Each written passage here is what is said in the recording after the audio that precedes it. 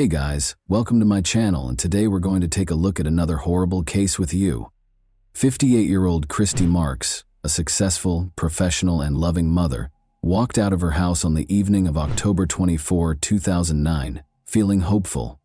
She was traveling to re-establish contact with her 20-year-old daughter Taylor, whom Christy had adopted years prior. Taylor had called earlier that day to beg Christy to come get her from the home of her boyfriend Brian. This request was an unanticipated favor, following a protracted period of hostility between them. Around 7:00 p.m., Christy arrived to Brian's residence. The Akron, Ohio area was notorious for its high crime rate and overall gloom. Christy parked her car, went to the door, and knocked in spite of her fears. When Taylor responded, Christy, unable to control her happiness, gave her a hug. There didn't appear to be any conflict between them. Brian soon followed, escorting the two women back to Christy's vehicle. Although the location itself made Christy uncomfortable, everything appeared regular to her. Things took a horrifying turn as they approached the automobile. Suddenly, a man with a knife came behind them. The assault was vicious and quick. Before Christy could protect herself, she was hit several times in the face and chest. Then she fell to the floor. After screaming, Taylor snatched up her phone and dialed 911. She can be heard begging for assistance on the recording of the call, stating that her mother had been attacked while Taylor was speaking with the dispatcher. She handed the phone to Brian, who gave their location and recounted the events, saying the assailant had run away. He spoke in an eerily serene tone, devoid of the intensity one might anticipate from someone who had just witnessed such a horrific incident. Paramedics showed up in a matter of minutes. Christy was critically ill, yet still alive. After being taken to the hospital, medical professionals put forth endless effort to save her life. Shortly after their arrival, Christy Marks was declared dead, despite their best attempts. Multiple stab wounds administered with frightening intensity at the scene were the main cause of death. Law enforcement immediately identified a number of irregularities. Near the scene of the attack, Christy's purse, which held her paperwork, cash, keys, and other belongings, was discovered undamaged. This particular feature ran counter to the usual heist pattern. A bloodied knife, which was thought to be the weapon used, was also found in bushes close by. These results cast doubt on the witnesses' testimonies and highlighted the prospect of more complex motivations for the crime. Taylor, the police started questioning everyone. Accounts from Brian and his friend Troy, who was inside the house when it was attacked, were conflicting and erratic. Taylor stated that she had only seen the attacker's outline, identifying a person dressed in a flannel shirt and red sneakers. Brian claimed that while battling the attacker, he attempted to step in and even got hurt. But Troy denied ever leaving the house and said he didn't see anything. Investigators soon had suspicions that none of them were telling the truth despite their assertions. Blood trails and the location of the weapon were among the evidence discovered at the scene that pointed to a staged crime. Authorities thought the incident was well planned rather than a chance occurrence.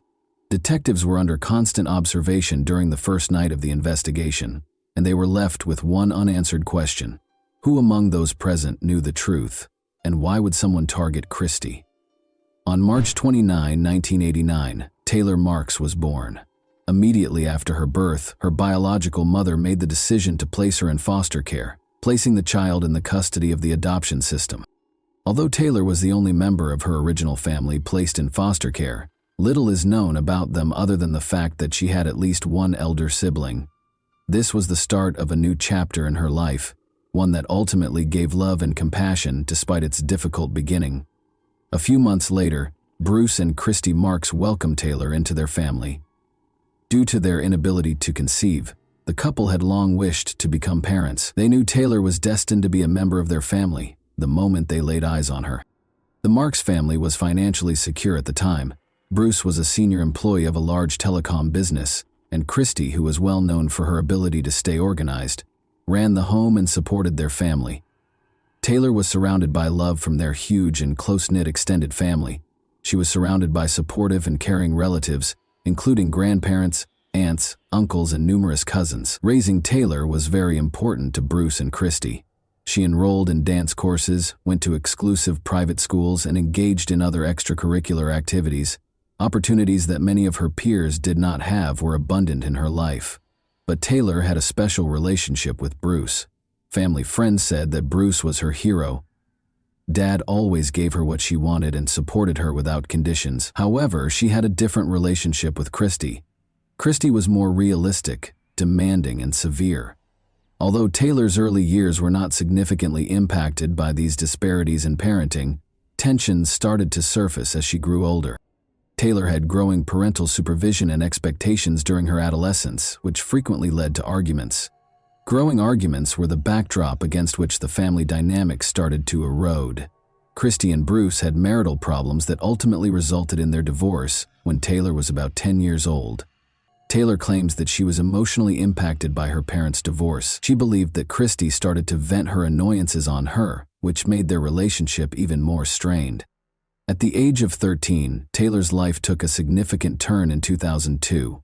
Bruce went into a diabetic coma and died unexpectedly.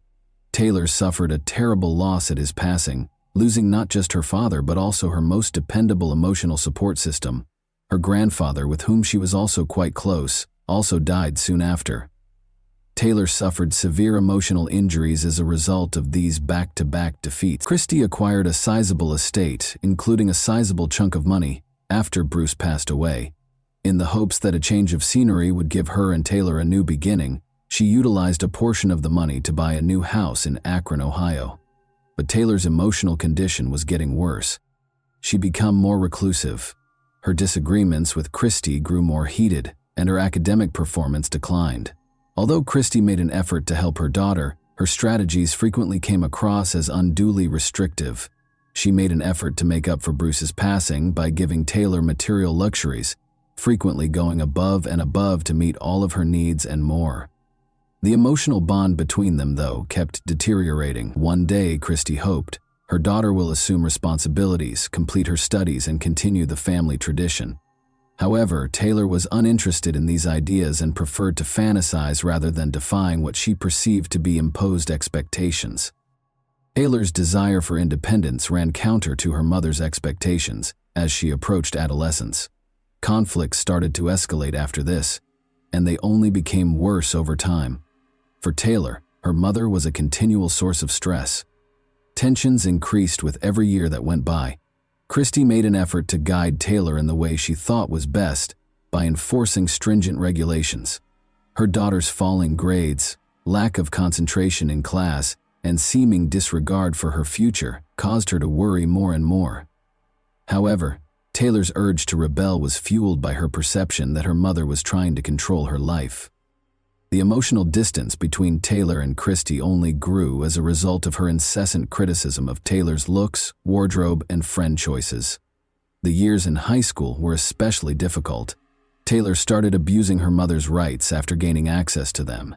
She disregarded Christy's attempts to maintain discipline, preferring to hang out with friends over studying.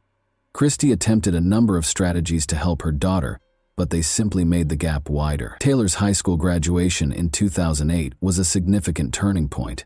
Taylor had little interest in going to college, even if Christy was eager to give her the money and the chance to go any college. Taylor finally enrolled at an Akron university after Christy encouraged him to at least try, but Taylor left for Christy after only 1 month of her first semester. This choice was a significant setback, signifying the widening gap between their aspirations for Taylor's future. Christy made the decision to adopt a more assertive stance after realizing that persuasion was failing.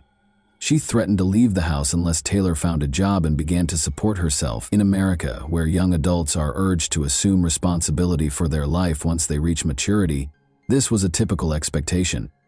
But Taylor interpreted her mother's remarks as cruelty and a threat rather than as inspiration, which exacerbated their disagreement. When Taylor met 21-year-old Brian Smith, who had a reputation as a bad kid, in May 2009, things became even more heated. Along with his mother and sister, Brian resided in a low-income area of the city. Taylor was immediately attracted to him because she saw in Brian an opportunity to break free from her mother's authority. However, some who knew Brian said he had a fiery temper and a need to control others in relationships. "Stop, Taylor." Christy was adamantly against the partnership. In addition to Brian's actions, she was worried about the impact he would have on her kid. Christy tried to keep Taylor away from Brian, even preventing him from visiting their house. but these acts just strengthened Taylor's determination. Soon after, Taylor left her mother's house, packed her things, and moved in with Brian. At first, their relationship appeared promising, but it didn't take long for Brian to start acting aggressively and controllingly. Thus, life with Brian was far from the perfect picture Taylor had envisioned. Taylor experienced control, envy, and angry outbursts frequently. Despite this, she refused to go back home because she believed that doing so would be an admission of failure. Christy was worried about her daughter and kept helping in the hopes that her daughter would learn from her mistakes. She kept in touch and bought necessities for Taylor. When Christy offered Taylor a lifeline, their tension reached a breaking point. She was allowed to return home as long as she found employment or went back to school. Christy went so far as to offer her more assistance, including a job at her company, an apartment, and a car. However, Taylor didn't seem really interested in these chances. She and Brian's turbulent relationship persisted, in spite of the growing difficulties. Christy clung to the hope that Taylor would eventually realize her mistakes. One day, she thought, her daughter would come home and be more responsible. Regretfully, this dream would never materialize, and the actions that would ultimately result in a fatal outcome were put in motion by the widening gap in their relationship, which was exacerbated over time. Taylor felt that her long-awaited liberation began when she moved into Brian's house, but that liberty soon gave way to a number of limitations. She had no idea what life with Brian would be like. He kept a close eye on every part of her life and enforced stringent standards. Taylor, who was used to a certain amount of ease and autonomy, was thrust into a situation where she was expected to do anything Brian asked of her. Brian quickly had complete control over Taylor. He kept a close eye on her whereabouts, checked her phone, and read her messages.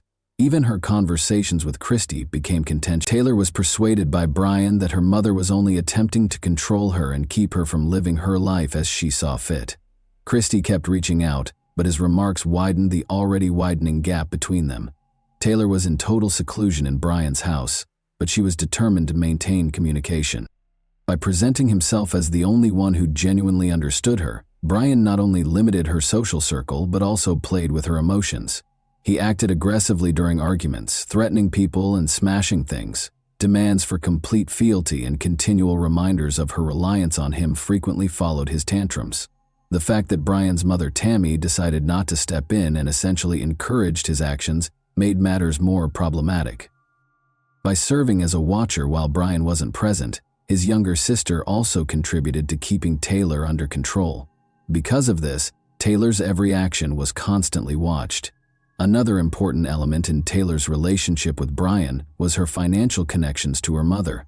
Brian was determined to keep things under control because he was aware of Christy's riches and Taylor's possible inheritance. He further strained their relationship by often reinforcing the notion that her mother was the cause of all her issues.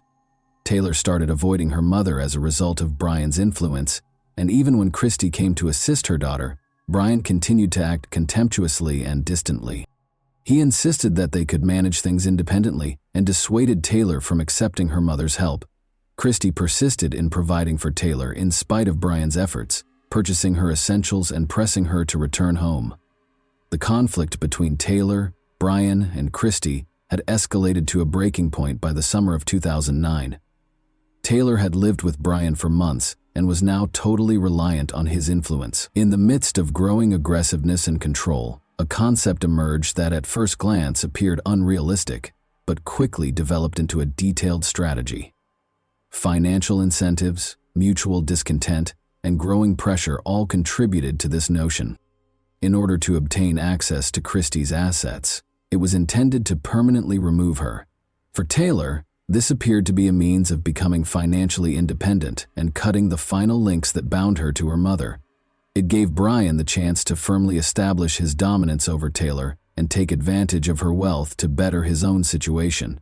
Within their close circle, the notion of committing a crime started to circulate. Troy Purdy, a 19-year-old buddy of Brian's who often came to their house, joined in on these conversations.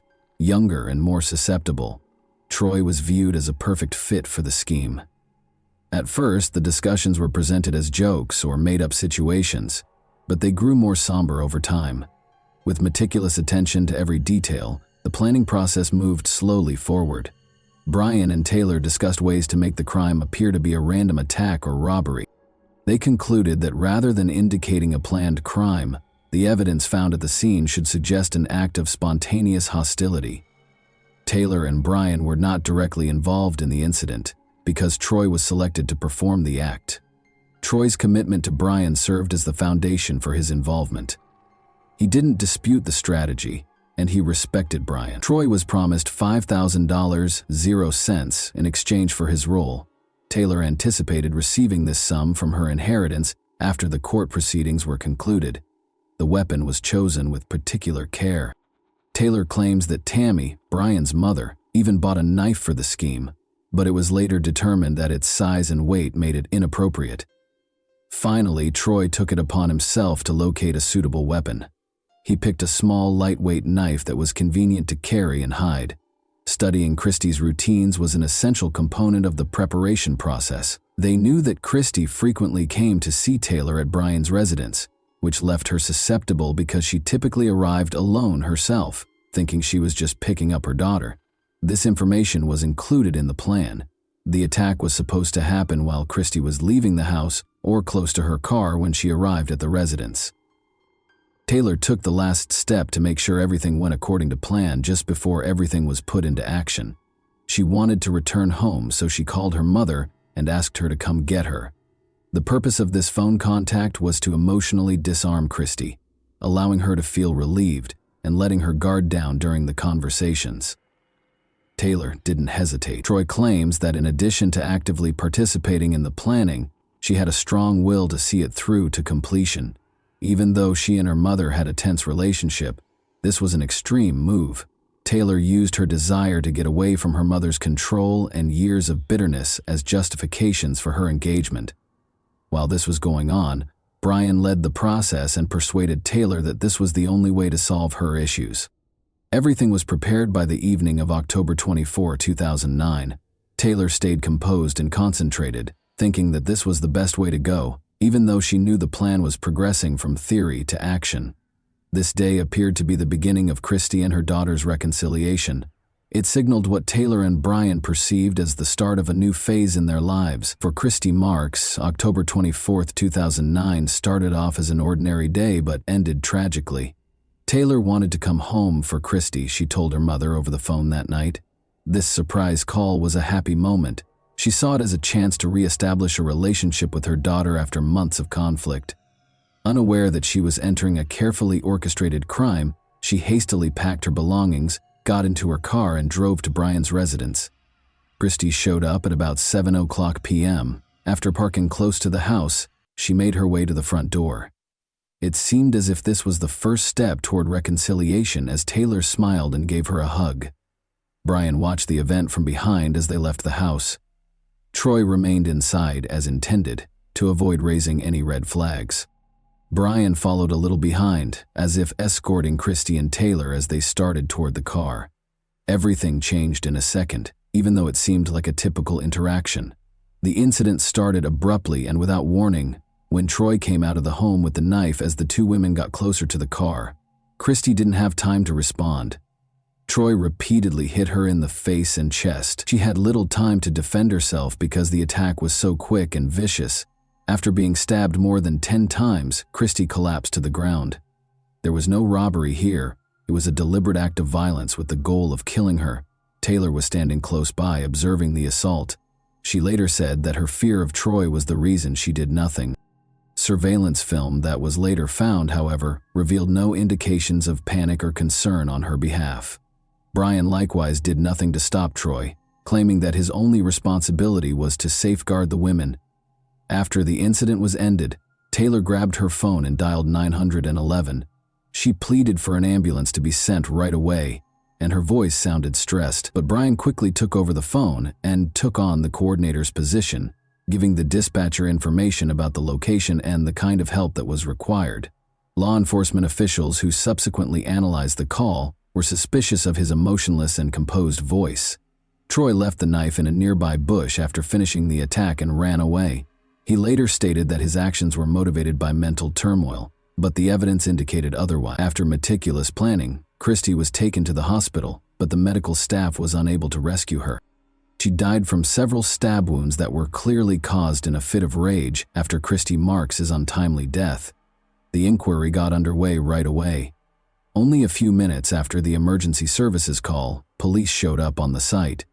Doubt was quickly aroused by the evidence they discovered, which included a knife in the bushes, Christy's purse with everything she owned still in it, and the lack of any indications of robbery. The specifics did not fit the premise of a random attack.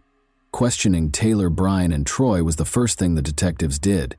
To exclude any possibility of collaboration, each were interviewed independently, but their explanations were erratic and unpersuasive. Inconsistencies in their statements were promptly discovered by the police. Surveillance footage taken close to the crime scene provided the crucial piece of evidence. Taylor and Brian were seen on camera standing close by when Troy assaulted Christy. Neither of them attempted to step in. These recordings turned out to be a pivotal moment. Equipped with this proof, investigators went back to question the suspects. Troy was the first to confess under the weight of the evidence. He said Taylor was the mastermind behind the plan and acknowledged that the attack had been planned. Troy claims that she had presented the concept to him and Brian, offering a monetary incentive from the estate she would inherit upon her mother's passing. Troy disclosed that he was in charge of carrying out the attack, while Brian was in charge of fabricating an alibi by making it seem like a robbery. Additionally, Troy said that he had purposefully caused minor injuries to Brian in order to add credibility to the fictitious situation. His admission totally refuted Taylor's earlier assertion that the attack was an isolated incident. Brian also changed his story after hearing Troy's confession. He confirmed Troy's claim that Taylor had started the scheme. Brian, however, denied taking part in the attack, saying that although he disapproved of it, he felt helpless to stop Taylor and Troy. Additionally, he maintained that he didn't know the entire strategy until the very last minute. However, this appeared to be an effort to minimize his role. Taylor first denied her involvement, despite growing evidence and accusations, but her account of what happened got more and more erratic. According to investigators, she started contradicting herself, and her actions indicated that she was trying to conceal the truth. Ultimately, as the evidence mounted, Taylor acknowledged talking to Brian and Troy about the plot. Numerous information that were discovered during the inquiry demonstrated how intentional the crime was. Everything was carefully planned by the players, including the weapon selection and the fabrication of injuries. Both Troy and Brian's stated money motivation turned into a key element of the prosecution's case. Taylor said that one of the main reasons behind her choice was her continuous disagreement with her mother. She did, however, assert that she had not expected the situation to worsen to such a horrible conclusion. Police had a complete picture of what had happened within 5 hours after the crime. In relation to Christy Marks' death, Troy Purdy, Brian Smith, and Taylor Marks were taken into custody and charged. However, this marked the end of the investigation's first phase. The court would decide their degrees of guilt and impose sentences, and the legal process was only getting started. In late 2009, the trial for Christy Marks' crime got underway. Because of the savagery of the crime and the involvement of those close to the victim, the defendants were under intense public scrutiny. A plethora of evidence, including camera recordings and witness statements, served as the foundation for the prosecution's case. The security film, which showed Taylor and Brian watching and doing nothing to stop the attack on Christy, was the strongest piece of evidence. Furthermore, a key component of the case was Troy's confession, which described the conspiracy and his involvement in the crime. Additionally, Taylor's phone was used by investigators to exhibit text messages in which she talked about her tense relationship with her mother and stated that she wanted to be free of her. Evidence of the sizable inheritance Taylor anticipated receiving following Christy's passing provided more credence for the financial motivation. It was disclosed during the trial that Christy has substantial assets, including as a business, real properties, and sizable savings. Taylor, Brian, and Troy's defense lawyers aimed to lessen their client's guilt. According to Taylor's defense, she was heavily influenced by Brian and lacked the independence to act on her own. According to her attorney, she was susceptible to manipulation because of the emotional instability brought on by the death of her father and the pressure from her mother. Brian, however, denied being directly involved in the crime. He didn't know about the plan until the attack happened, according to his lawyer, and Buka paralyzed him so he couldn't stop it. Troy tried to somewhat alter his story during the trial, stating that he was under pressure from Brian to do so, even though he had already confessed. Troy admitted his guilt and testified against the other defendants in exchange for a plea agreement with the prosecution.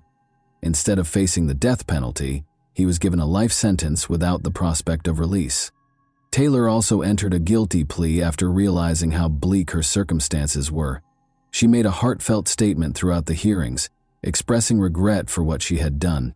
She described how she became involved in the crime as a result of her disputes with her mother and Brian's influence. Prosecutors countered that she was intentionally and strategically involved. When faced with indisputable proof, Brian, on the other hand, finally acknowledged his role after first denying it. The court saw this as an attempt to minimize his responsibility, notwithstanding his insistence that his involvement was small and that he had not intended for the crime to occur. Taylor Marks and Brian Smith were convicted of first-degree murder and conspiracy by the court in 2010. They were both given life sentences, without the chance of release. Although Taylor apologized for what she had done, her assertion that she had lost control was interpreted as an effort to lessen the severity of her punishment. Troy Purdy was also sentenced to life in prison as part of his plea agreement, but his actions while inside ultimately came to light. He was accused of having a weapon within the prison in 2015, which cast doubt on his capacity for change. The announcement of the penalties permanently altered the lives of all those engaged in the catastrophe. In addition to losing a mother, Christy Marks' family also lost a daughter who participated in her demise. The narrative turned into a sad lesson of how even the closest relationships may be destroyed by rash actions and personal disagreements. Taylor was committed to a women's penitentiary prison in Ohio and given a life sentence without the possibility of release. She avoided interacting with the media and other prisoners throughout her first few years behind bars. But in 2021, Taylor spoke about her case in an interview with a television show. Taylor acknowledged the seriousness of her acts during the interview, but she persisted in using her mental instability and her disagreement with her mother as excuses for her choices. Even though Taylor had previously apologized in court, she continued to criticize her mother, calling her harsh and unsupportive following the loss of her father. She added that she hoped to have her case evaluated and be given the opportunity to live freely in the future. Her remarks caused controversy since many people believed they showed a lack of sincere regret. Taylor currently works at the prison and takes part in rehabilitation programs during the day. Her professed repentance is still divisive. While some perceive her statements as an attempt to find purpose in life while incarcerated, others regard them as deceptive and manipulative. Brian received a life sentence in a high-secret jail as well. He has kept a low profile ever since being found guilty. He has not discussed his involvement in the crime in public or avoided interviews. Brian is known to be a challenging prisoner who frequently gets into arguments and acts aggressively, according to the staff. When it was revealed that he had gotten into a brawl with another prisoner in 2017, his name came up again. The event demonstrated that, despite his sentencing, his propensity for violent conduct had not changed. Brian, like Taylor, continues to serve as a reminder of the terrible consequences of not accepting responsibility and the destructive power one may wield over others. Despite his plea agreement, Troy, who was directly involved in the crime, was likewise sent to a high secretary prison, since his actions while incarcerated showed no signs of improvement. Although Troy's involvement in the crime was seen as the product of Brian and Taylor's manipulation, his readiness to deliver the lethal blows raised questions about his potential for rehabilitation, and he has hardly been discussed in the media since the occurrence. Christy Marks' friends and surviving family members continue to remember her. Following her passing, her senior care company was sold, and a portion of the money raised was given to organizations that assist victims of domestic abuse. Christy has frequently been characterized by her family and friends as a strong, kind woman who devoted her life to serving others. Even now, years after her passing, Christy's story serves as a reminder of the value of candid communication in families and the necessity of getting professional assistance when disputes get out of hand. And that wraps up today's chilling story. If you enjoyed this video, don't forget to like and subscribe so you never miss a new upload. Also, let me know in the comments, what part of this story shocked you the most? Thank you for watching, and I'll see you in the next video.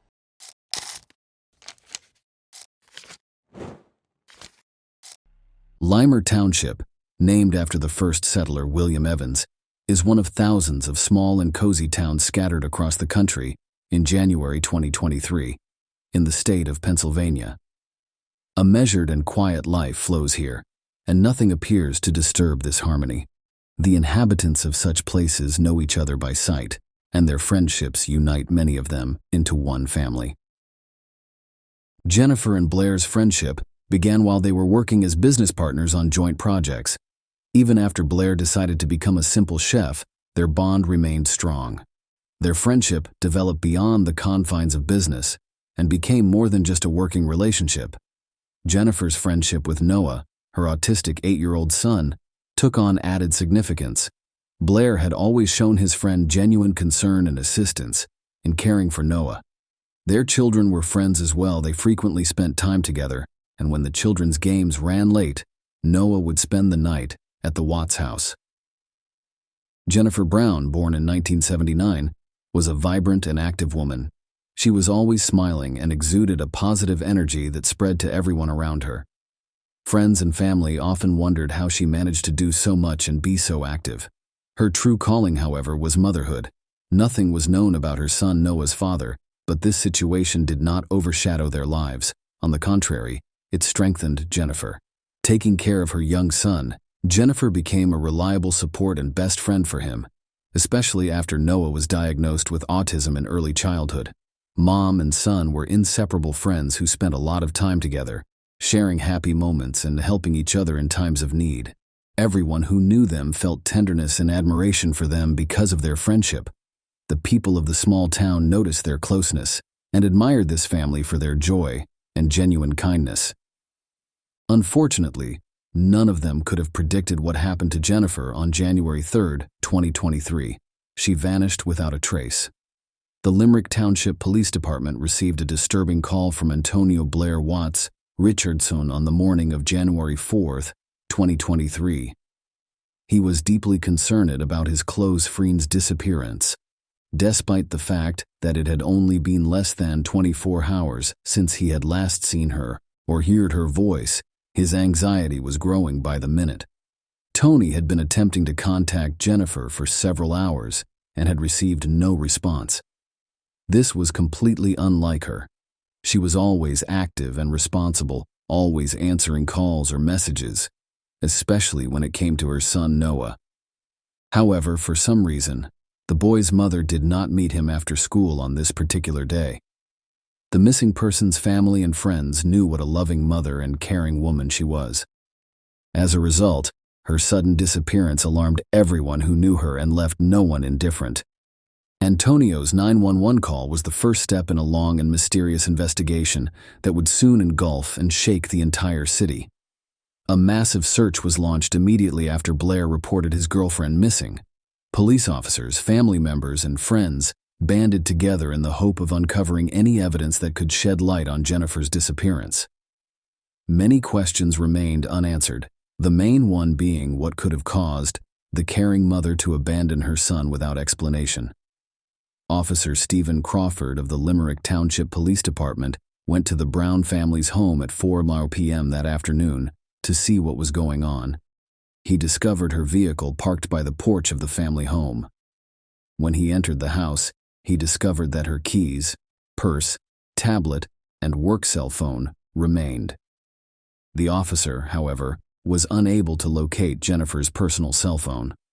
When police attempted to locate it, it was discovered that the phone had been turned off at 7 a.m. on January 4th and has not been found since. The last location where the signal was received was near Lewis Road and Ridge Pike in Limerick. This was the investigation's first significant lead, and it indicated that something terrible had happened to Jennifer. She was reported missing, and police began an investigation. Investigators began questioning Jennifer's family, friends, and neighbors, hoping to learn if anyone saw or heard anything around the time she went missing.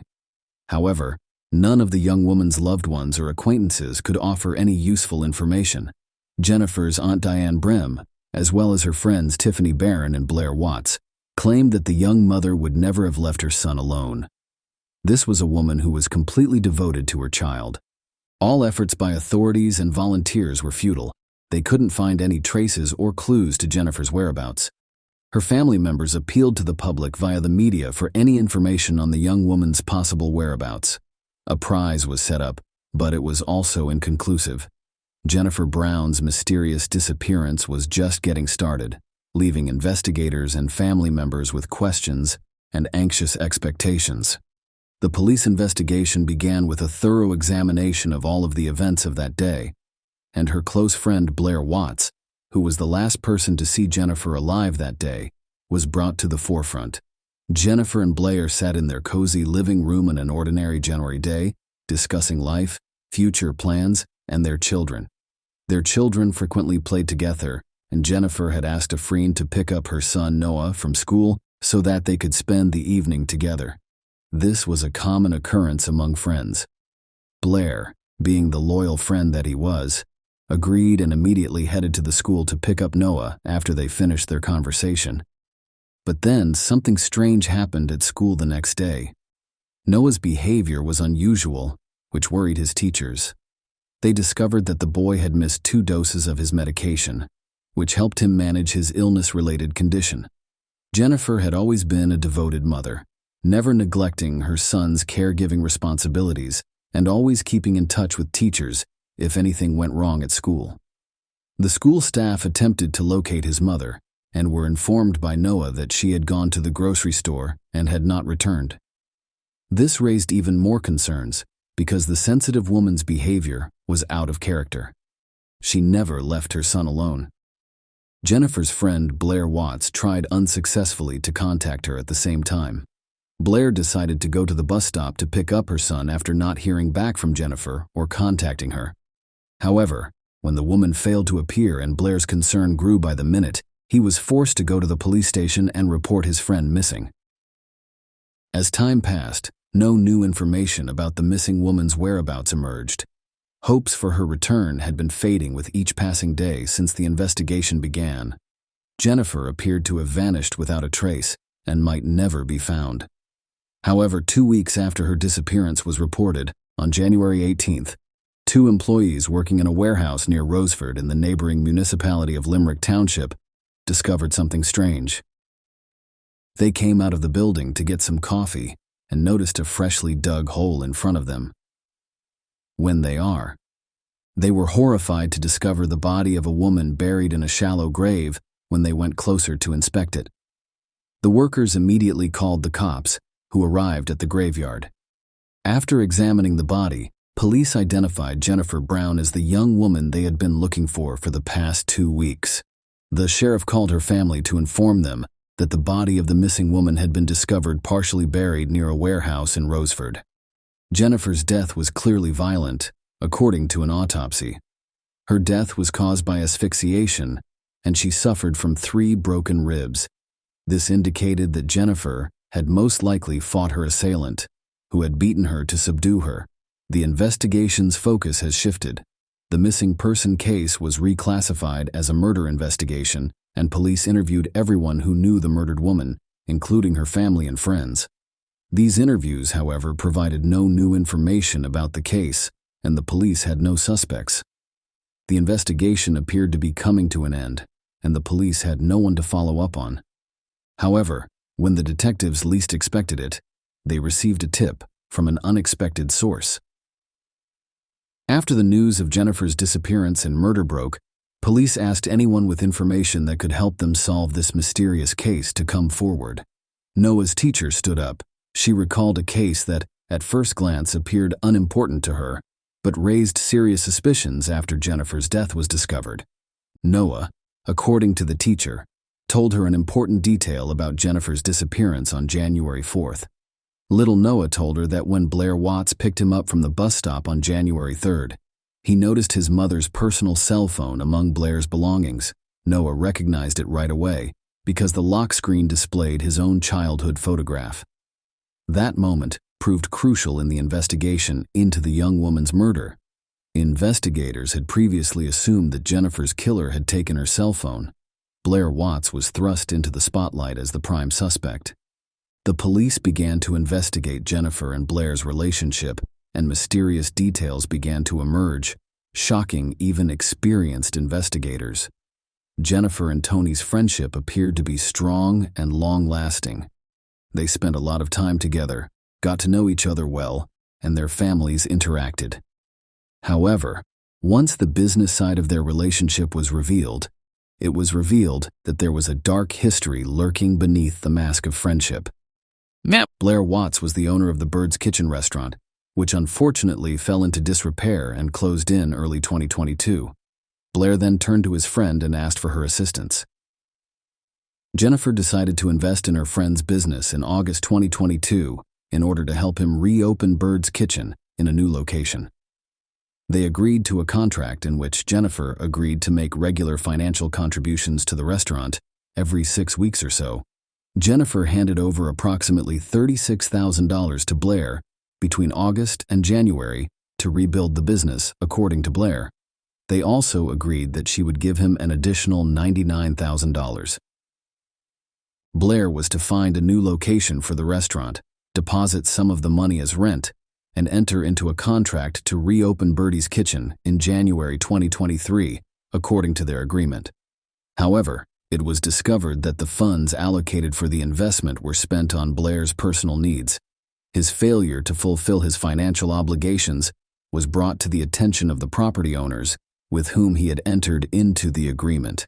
As a result, they terminated their agreement with him on December 26, 2022. Blair found himself in an impossible situation.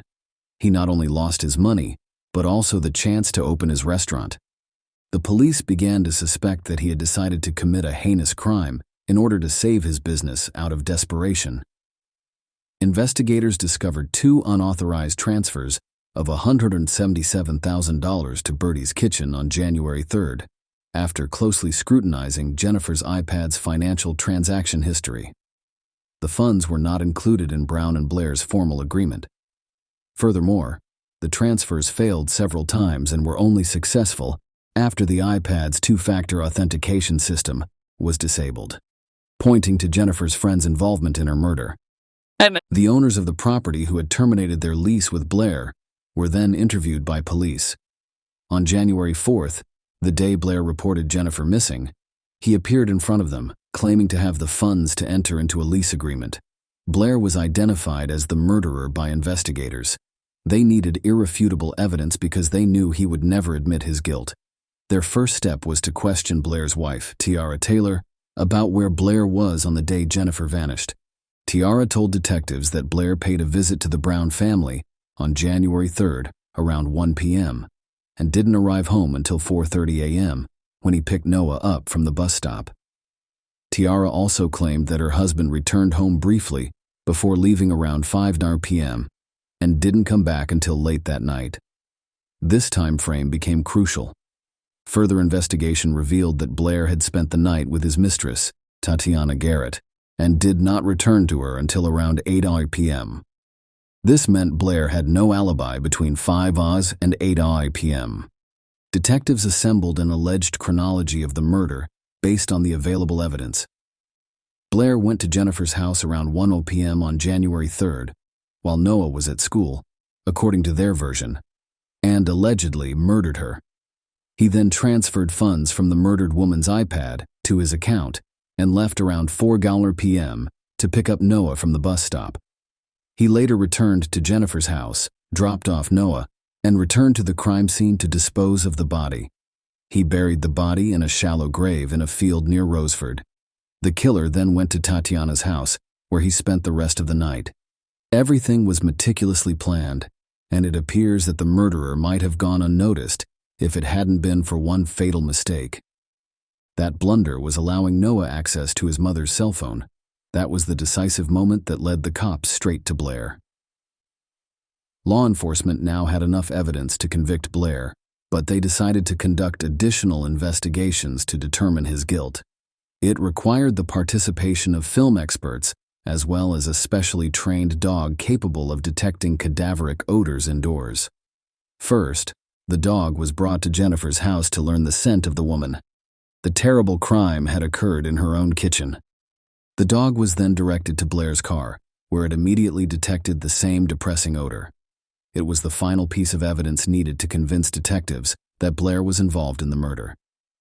Blair was arrested and charged with first-degree murder, third-degree murder, and theft on February 8th, after months of investigation.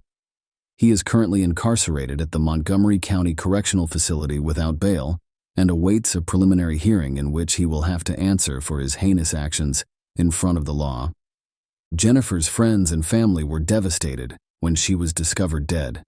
However, the pain and shock that the killer was someone they knew and trusted, someone who should have been a close friend to Jennifer and her son, continue to pierce their hearts.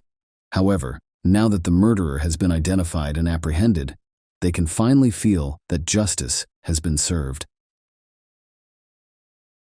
During the interview, Tiffany Barron, a friend of Jennifer's who spoke on her behalf, expressed her feelings.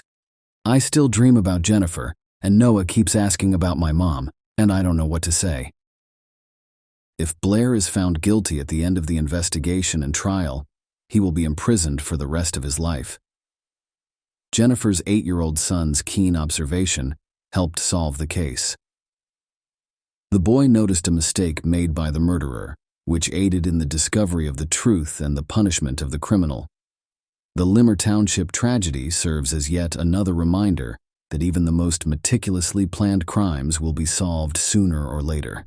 Meanness and inhumanity will not go unpunished, and the perpetrators will be brought to justice before the law sooner or later. Share your opinion with us in the comments and subscribe to the channel for more.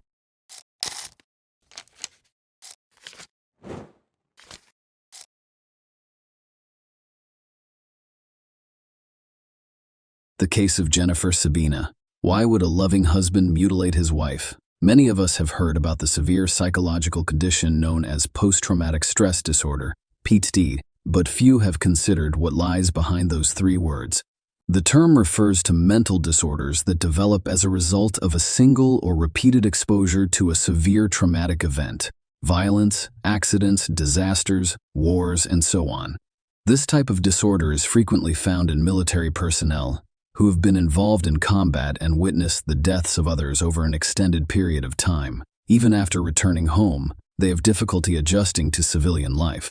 According to a World Health Organization report, 1/3 of soldiers returning from conflict zones experience some level of PTSD.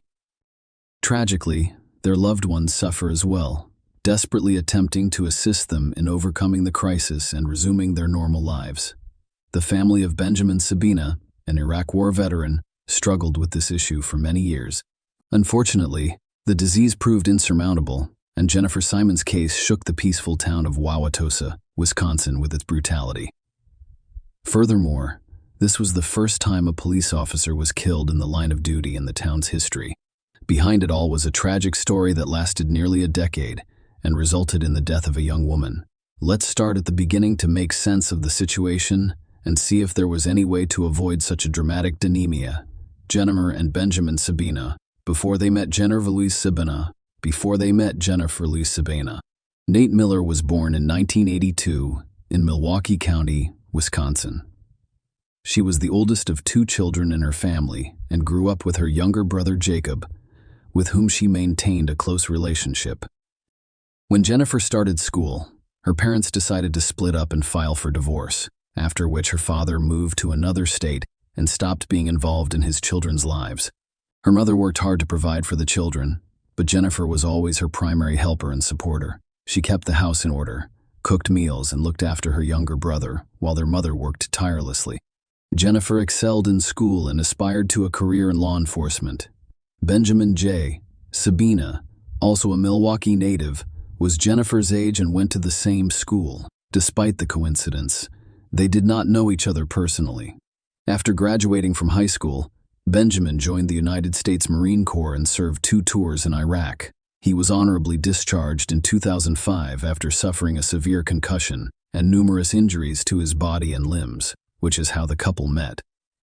While serving in Iraq, Benjamin signed up for Facebook, a new and rapidly growing social networking site.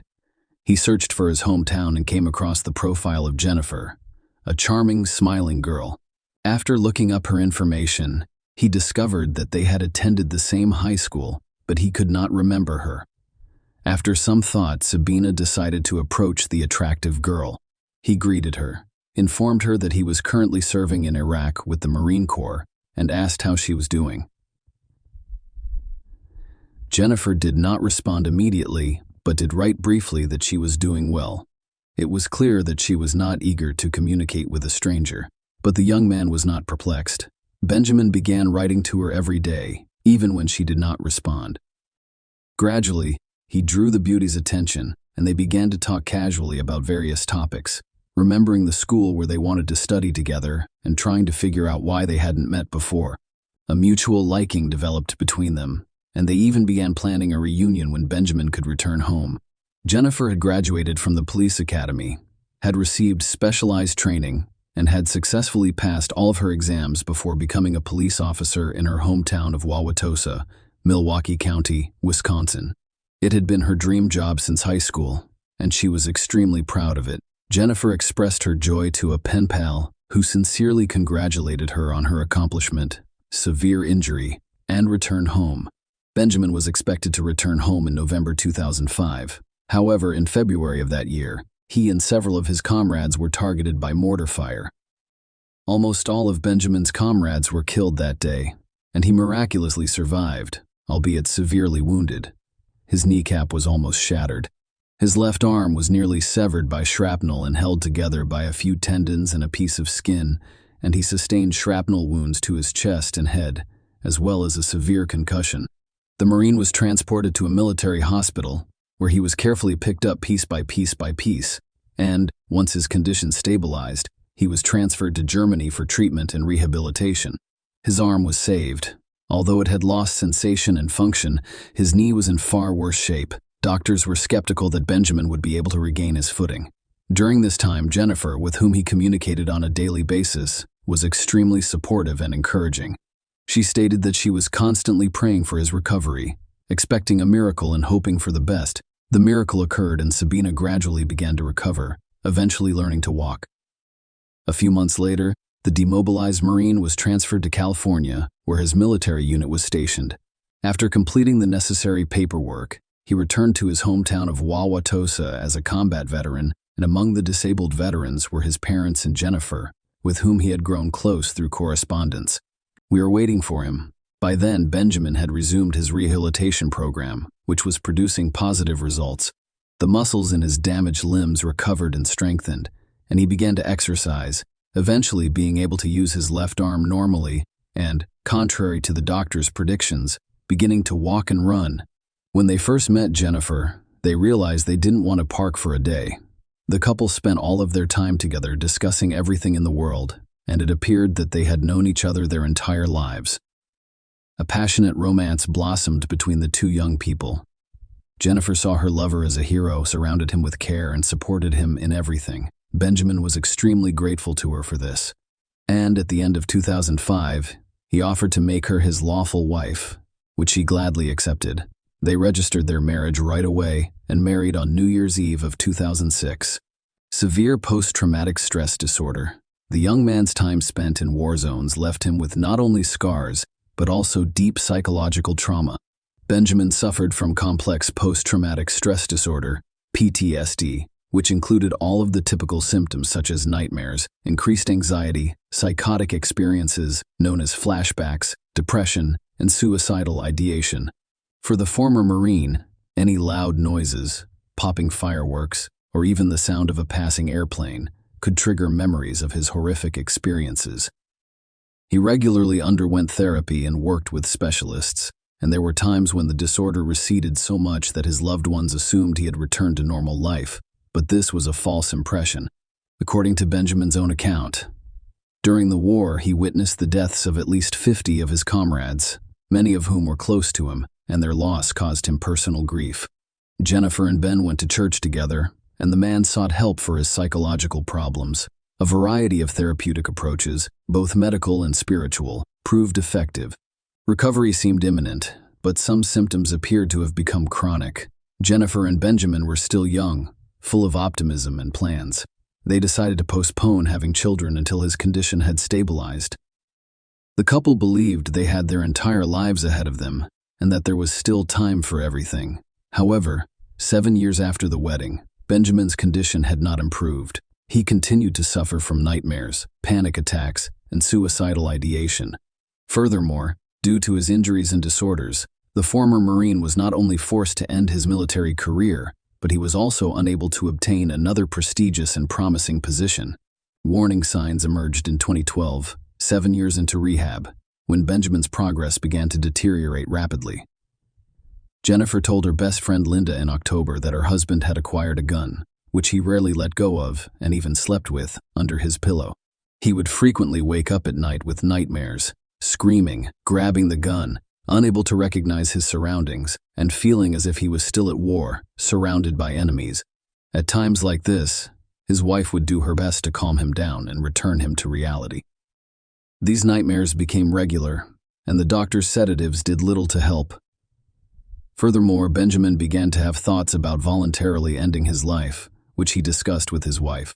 In an effort to reassure him, she told him that he couldn't live without him and that she would accompany him in his care. By then, both spouses were in their 30s. Jennifer had a promising job, was well regarded at work, had many friends, and was adored by those around her.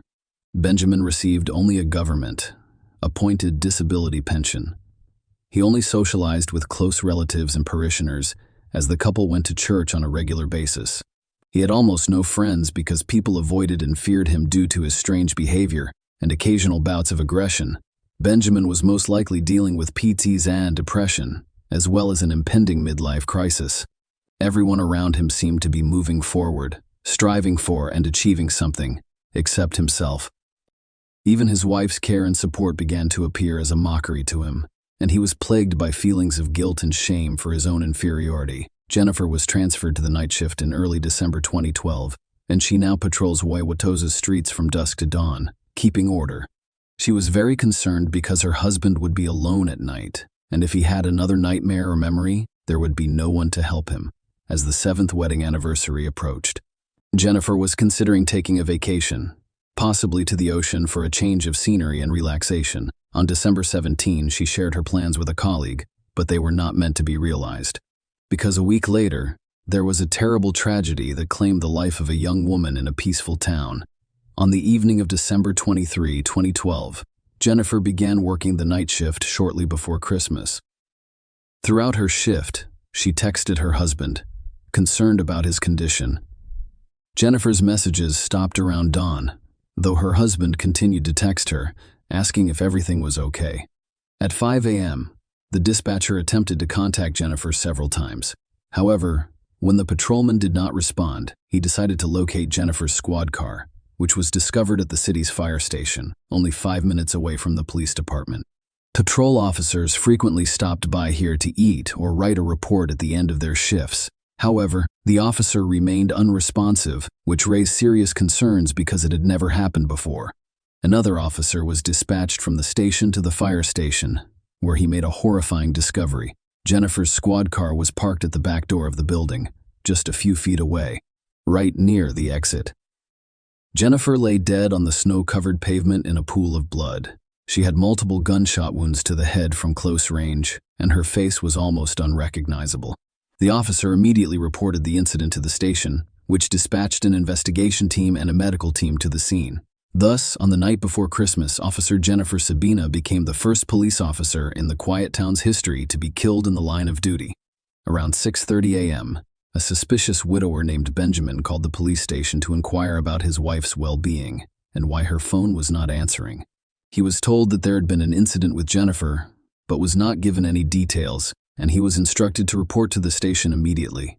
He showed up less than half an hour later, looking anxious. Strangely, no questions were asked. Benjamin did not attempt to find out what had happened to his wife.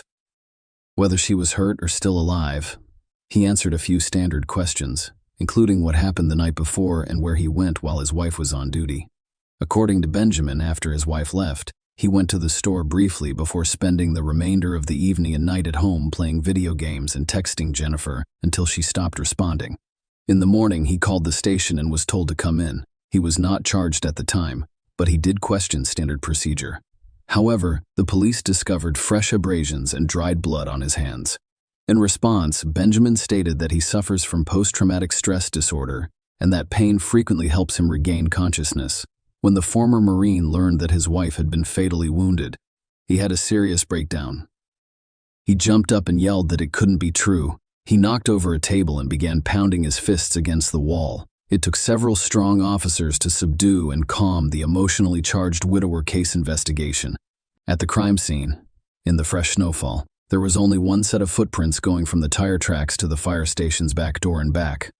This indicated that the perpetrator was alone, based on the size of the footprints. The adult male ballistics analysis produced even more intriguing results. 5 bullets were fired by the officer from 2 different weapons: a 9mm handgun and Jennifer's service weapon, which the perpetrator had taken with him.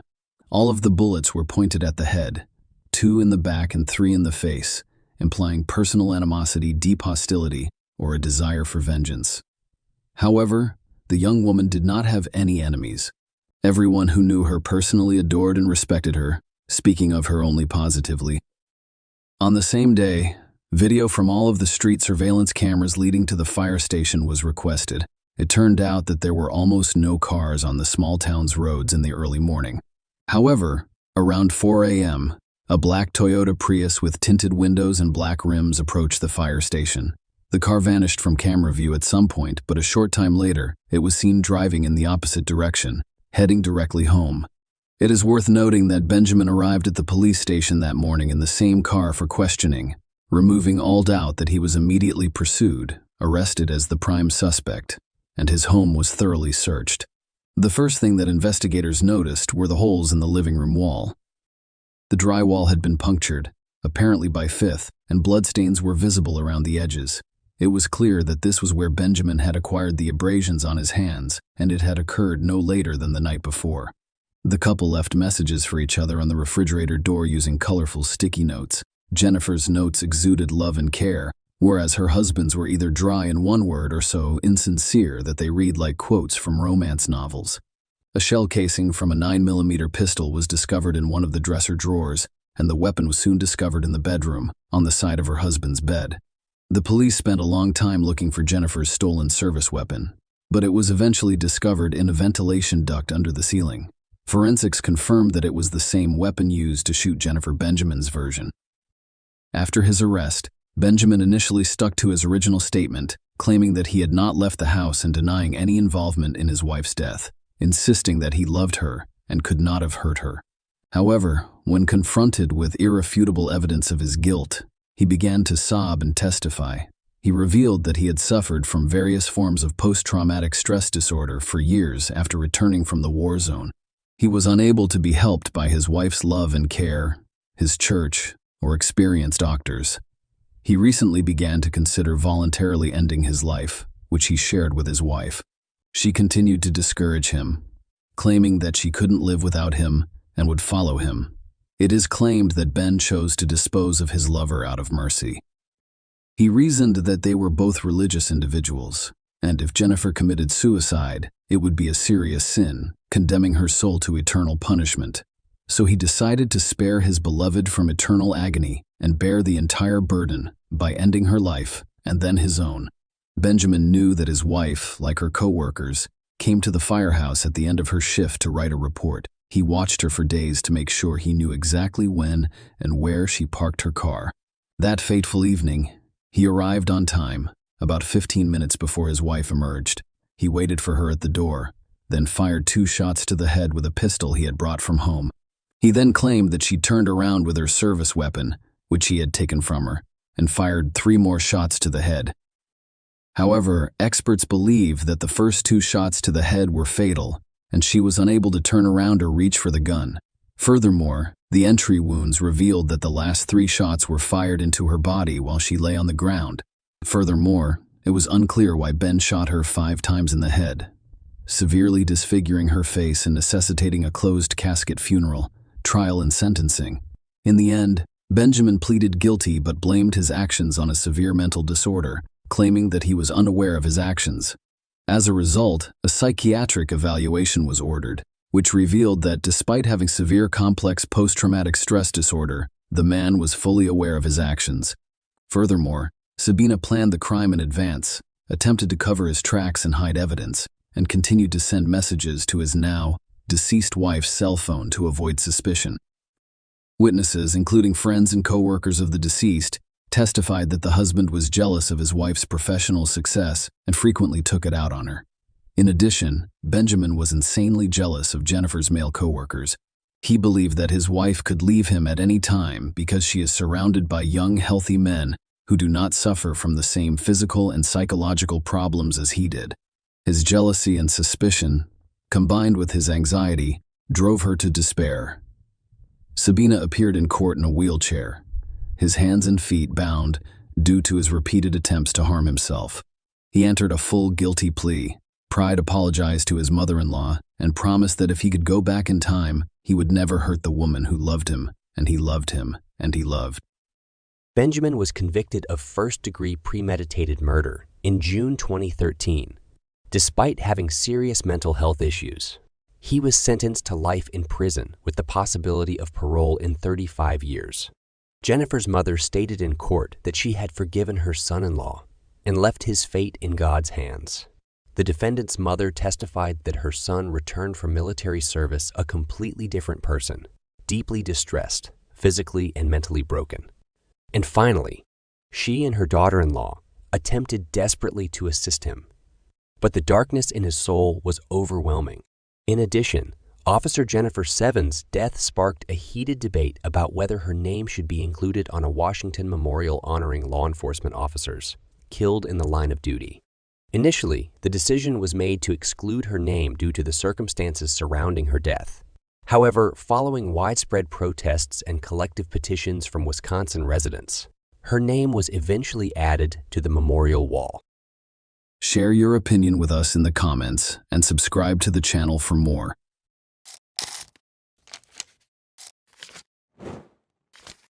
Hey guys, welcome to my channel, and today we're going to take a look at another horrible case with you.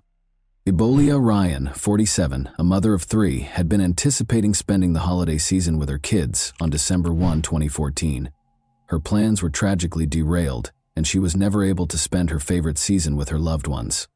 On December 4, 2014, 3 days after her murder, the Abu Dhabi Police Department made an arrest in the city, ending their ceaseless investigation into the ruthless killing. After the arrest, it became clear that this case wasn't as straightforward as it first appeared, and an unexpected motivation was discovered, which put the authorities on high alert once more. Who was this woman who had been arrested by the Abu Dhabi police? What may she have done that would have put the investigators under a time crunch? The woman who was taken into custody was Alaa Badr Abdullah al-Hashemi, age 38. Her husband, Mohammed al-Habashi al-Hashemi, and their 6 children resided in the United Arab Emirates, where she was born in Yemen. When Alaa chose to carry out a terrible act, her youngest kid was just 10 months old and her oldest was 10 years old. All of her children, young and naive, were ignorant of the evil plans their mother harbored. Alaa began implementing her ideas on Monday, December 1, 2014. In accordance with one understanding of hijab, she put on her black gloves and covered her face with a veiled niqab, a typically black covering worn by Muslim women to cover their faces. Just before 1 p.m., she left her home.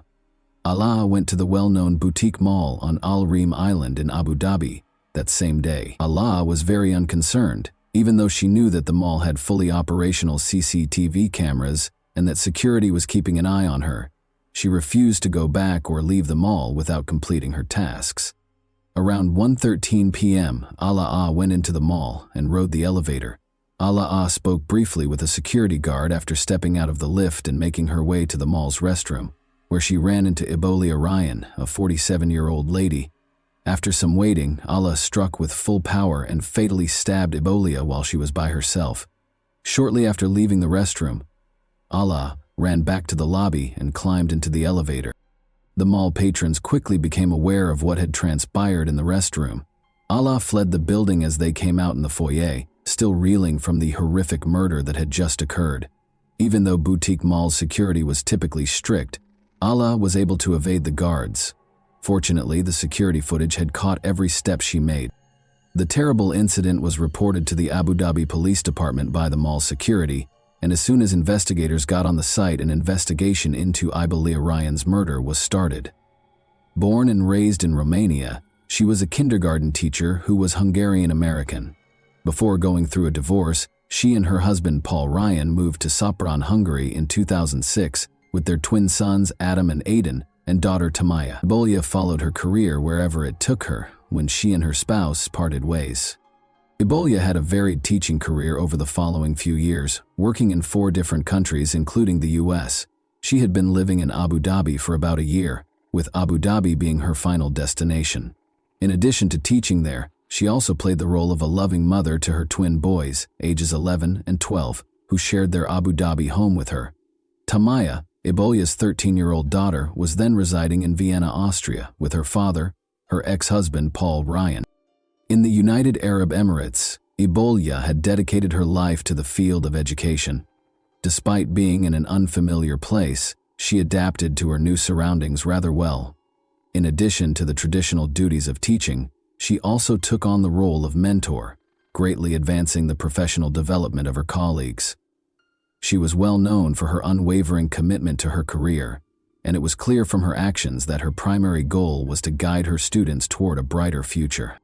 Ibelia was a lighthouse of compassion and generosity, embodying a feeling of purity in our world. She led a life filled with a deep sense of purpose, constantly working to improve the lives of those she came into contact with. As the holidays drew near, Ibelia had made plans to visit the boutique mall for some shopping on December 1, 2014, before returning home to her twins. She had no idea, however, that fate had other ideas for her. The suspect was fully hidden from head to toe, making it extremely difficult for officials to identify him during the early phases of the investigation. This also prompted them to speculate that the offender might be a man wearing a disguise. Abu Dhabi police released a public statement on December 3, 2014, a few days after the terrible death of Ibelia, stating that they were still working to identify the suspect's gender. Due to the totally enveloping clothing, which included a black abaya, black gloves, and a face cover, none of the several witnesses to the murderer were able to provide any distinguishing characteristics, such as facial features or build, regarding the suspect. In order to disseminate additional information, the Abu Dhabi Security Media Department posted a video on its official YouTube channel. This film, which included CCTV footage, showed the murderer known as the Reem Island Ghost. It also showed the responses of those who were on the scene when the horrific event took place. Notably, a lady with a small child was seen hurriedly removing the child as security guards rushed into the hallway to respond to the situation. The video demonstrated that spectators were more alert, paying close attention to activity in the toilet area. An important piece of evidence was the surveillance film, which also showed the shrouded suspect picking up a newspaper, likely to hide the weapon, and walking toward the bathroom. About 90 minutes later, the suspect in the assault rushed back into the lobby, causing chaos among the customers who quickly scattered. As a security guard headed for the bathrooms, the accused assailant ignored a woman's attempts to obstruct her in the middle of the tumultuous event. After racing into the elevator, the suspect eventually ran away. A disturbing image of bloody footprints coming from one of the restroom stalls was shown on the film as it ended, providing a sense of the violent and gory nature of the murder. Ibelia, the unfortunate victim, was fatally stabbed, according to law enforcement sources. At the crime site, detectives also found a kitchen knife, which they verified was the murder weapon. When the detectives questioned the witnesses, they discovered that the two ladies had also argued violently before the murder. However, none of the detectives could tell if the attack on Ibelia was premeditated or the product of an argument gone too far. Both the official police reports and the CCTV film gave a thorough description of the culprit after the initial offense was committed. The suspect, wearing a niqab, was observed going back to her car before leaving the area. Detectives were shocked to discover that the suspect had then moved on to a residence in the Abu Dhabi Corniche, where another disturbing series of events took place. The suspect entered the premises with a tiny black luggage, as seen by the surveillance cameras at this position. She continued on to the apartment of a 46-year-old Egyptian-American physician living with his wife and 3 children, who is only known as MH. She dropped the suitcase outside their house and hurried out of the building. Additional information about the suspect was disclosed by the police footage. Detectives could see blood on the suspect's driving wheel and the black suitcase, which was the same one she allegedly brought to the doctor's apartment in the video. This terrifying visual evidence underscored the seriousness of the suspect's conduct as she moved from one murder site to another, adding still another level of intricacy to the story as it developed. Luckily, the bag was discovered by the doctor's son on his way to the mosque for prayer in the evening. He informed his family that he had noticed something odd in front of the house. They requested assistance from a security guard, who then called the police. It was a bomb, and the cops were able to identify it and disarm it before it exploded. A woman wearing gloves had entered the house minutes prior to the event, according to the security guard. She had a black luggage in tow. She went to the floor where the doctor's family resided, he said, and a few minutes later she hurried out of the building. Detectives claim that the improvised device was constructed from readily available basic materials. The bomb's components, a tiny gas cylinder, adhesive, nails, and a lighter, were designed to cause serious harm when detonated. The detectives continued their investigation to find the murderer, but they did not disclose many specifics regarding their progress or actions. The perpetrator was apprehended by Abu Dhabi police early on Thursday, December 4, 2014. The murderer was found to be Ala Badr Abdullah al-Hashemi, 38. General Sheikh Saif bin Zayed Al Nahyan, the UAE's Deputy Prime Minister and Interior Minister, announced that the suspected niqab killer had been taken into custody by security and law enforcement for the savage murder of American teacher Ebolia Ryan. He emphasized that the perpetrator was apprehended within 48 hours after being identified in less than 24 hours, but the investigators wouldn't reveal how they were able to identify Ala. It was clear from looking through Ala's search history that she had developed radical views as a result of the things she viewed online and the individuals she followed. She wanted to harm someone from another nation at random, but she had no explicit plot to harm any American. Ala didn't try to conceal any information and was very direct when stating the cause of the attacks. Ala acknowledged that the only reason she picked Ebola and the doctor was that they were Americans. In addition, Ala informed the case's detectives that she had done such heinous crimes because her husband, Mohammed al-Habashi al-Hashemi, had been arrested and detained by the police for interrogation on suspicion of having ties to terrorist organizations. She intended to avenge the police for stealing her spouse and instilling fear of danger in outsiders, particularly Americans, British, and French residents. These horrific events followed earlier assaults on Saudi Arabian citizens from Western nations. These attacks were widely publicized, which caused concern in the commercial and international security groups. Furthermore, U.S. embassies in the region had issued warnings just weeks prior to Ebola's stabbing because certain websites were inciting attacks, particularly against American teachers. Due to its extremely rigorous anti-terrorism security, Abu Dhabi was mostly seen as a safe area for foreigners to work. However, as a result of these incidents, foreign residents of Abu Dhabi started to get concerned about the rising crime rate against foreign nationals. According to the Emirates authorities, Ebola's death was the result of a terrorist attack carried out by a single individual who was swayed by extremist ideologies found online. Ala didn't know either of her victims, the police stated. She didn't have any personal issues, she just carried out those acts because of the victims' nationalities. Since terrorist strikes are rare in the United Arab Emirates, this caused anxiety among Abu Dhabi residents, both locals and visitors from other nations.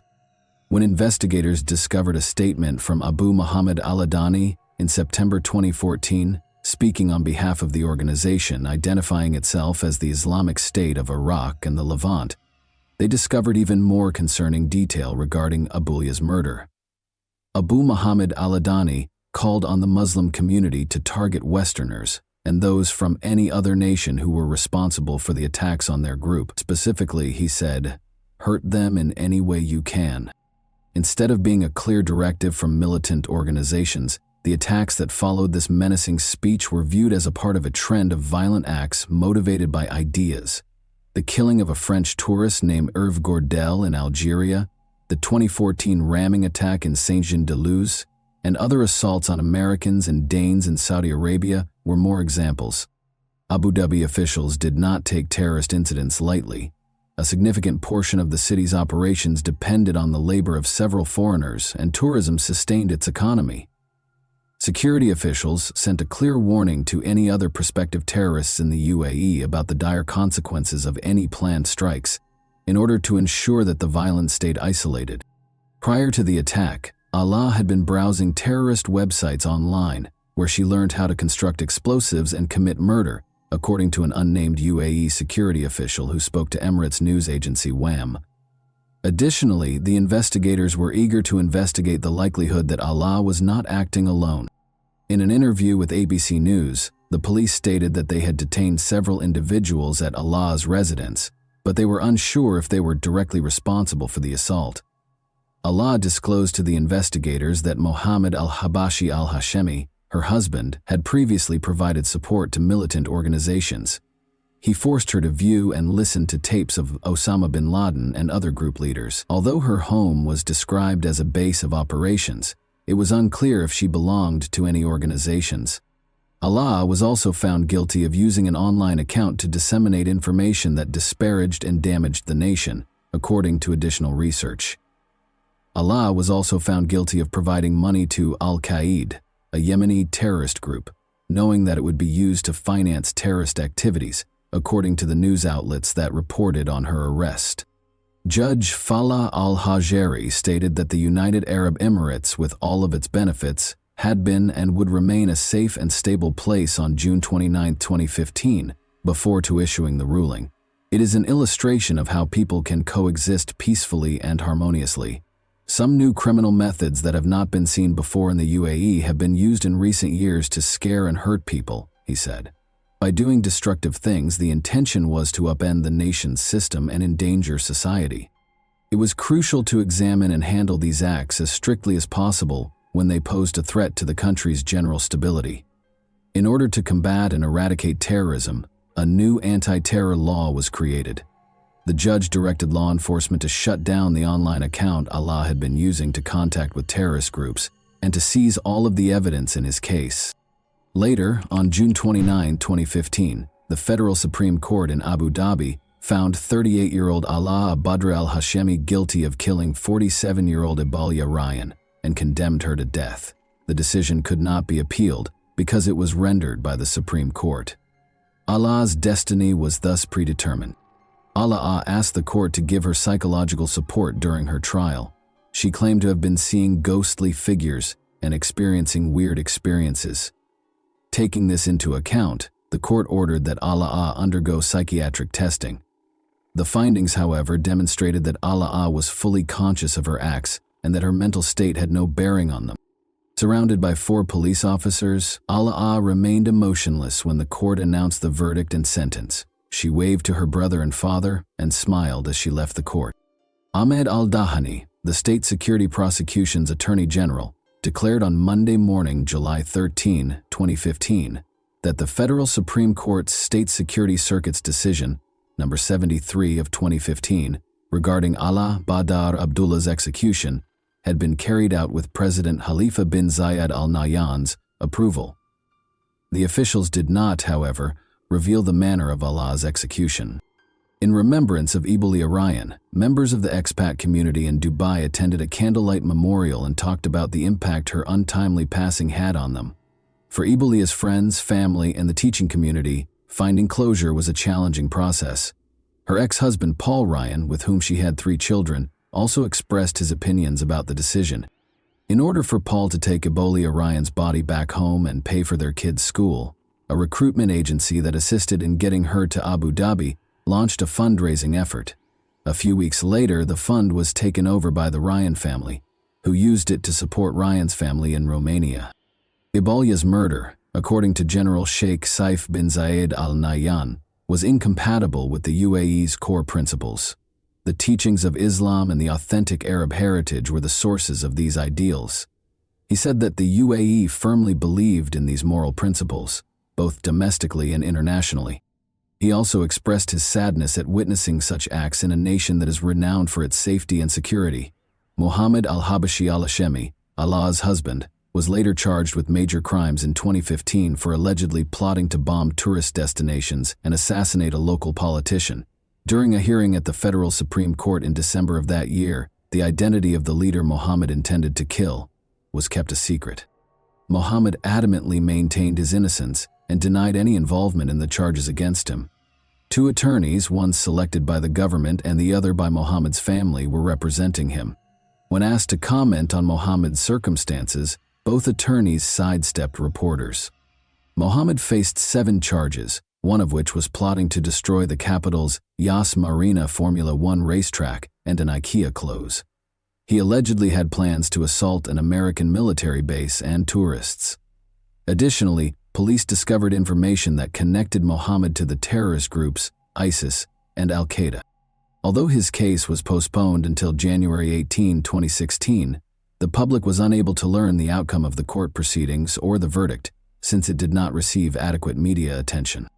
Do you believe that Allah would have carried out even more terrorist attacks if it weren't for the investigators' prompt measures that resulted in his timely arrest? Allah showed neither sorrow or guilt for her crimes during her trial. Do you believe that she was brainwashed by terrorist organizations as a result of this? And that wraps up today's chilling story. If you enjoyed this video, don't forget to like and subscribe so you never miss a new upload. Also, let me know in the comments, what part of this story shocked you the most? Thank you for watching, and I'll see you in the next video.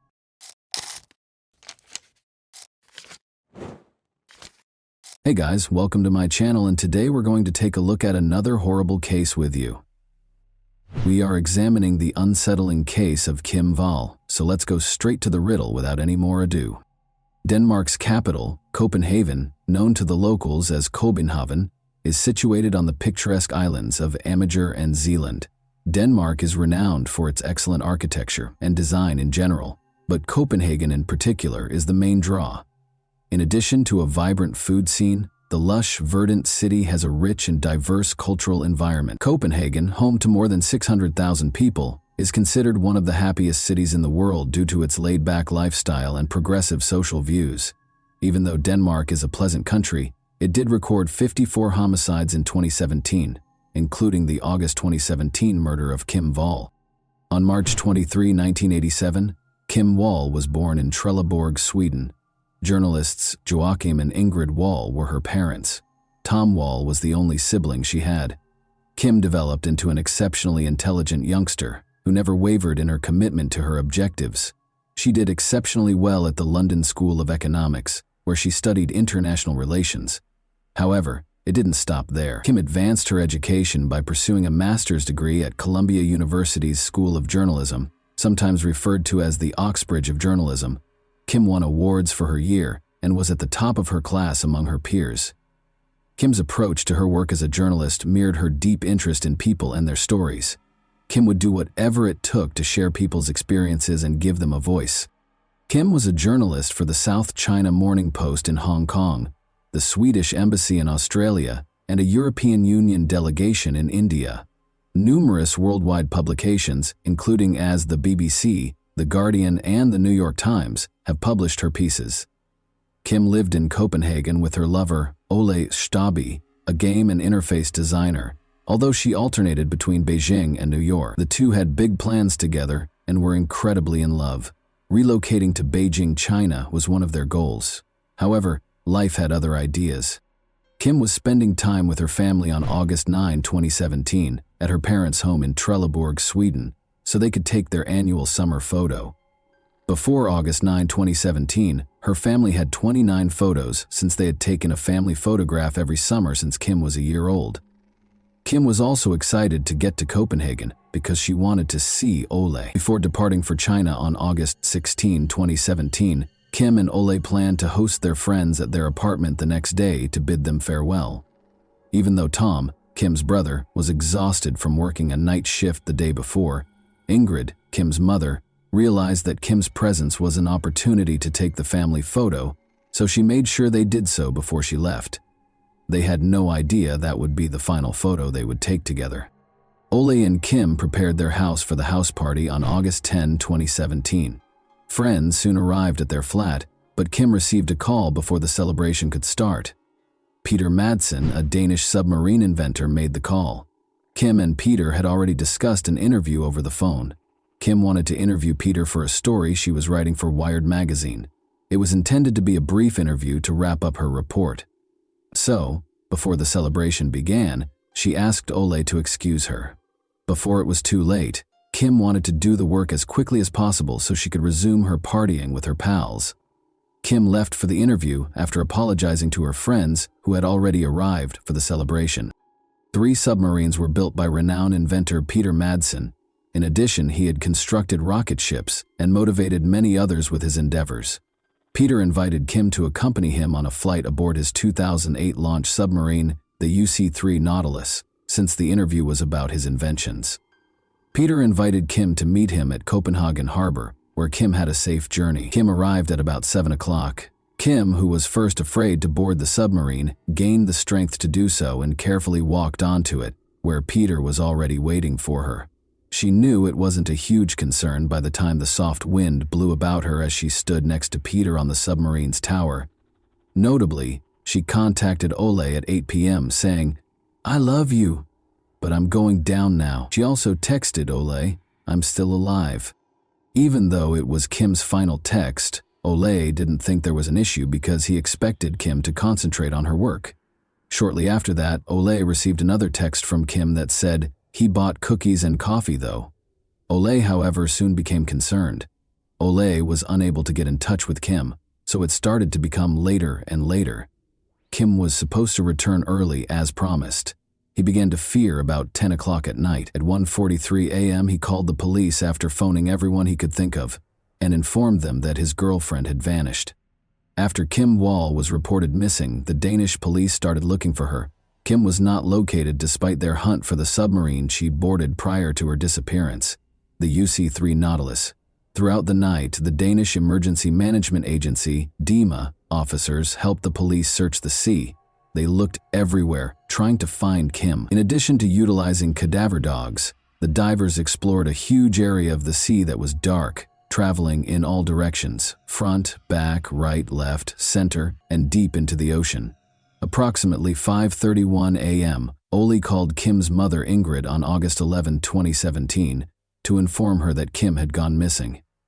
Joachim and Ingrid were both in a panic and could only pray that Kim was still alive. Even after a thorough search, the police would not discover anything until approximately 10:30 p.m. The sub was discovered at a depth of 22 feet south of Copenhagen by a rescue aircraft in a harbor southeast of Amager, close to the Dragør lighthouse. Kim was not there, but the police did find Peter Madsen. Peter explained to the reporters who were on the search that a malfunctioning ballast tank was the reason the submarine sank. He added that he swam to a nearby fisherman's boat to get away after spotting it. The cops asked Peter about Kim's location because he never mentioned her in his account. He said that on the evening of August 10, 2017, just before the accident, he left Kim off at a local restaurant. When the police raised the submarine to examine it, they found something fishy. They found that the defective ballast tank had been intentionally tampered with. Additionally, investigators searched the submarine and discovered evidence of Kim's personal possessions and blood. Peter's story evolved once they asked him more questions. He reported to the police that he lost his hold on a large hatch door, which collapsed and struck Kim's head, causing an accident. When he checked, Kim had no pulse, according to Peter, and there was a lot of blood where she landed. The cops were aware right away that they needed to suspect Peter, but why? Nothing material was there to cling to. Since Kim's body had not been discovered, they were unsure of what actually happened to her.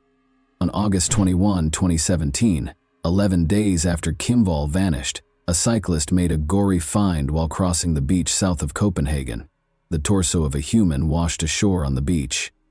Following a call to the police department, they examined the torso and concluded it belonged to Kim Wall, the Swedish journalist who had been missing for 11 days.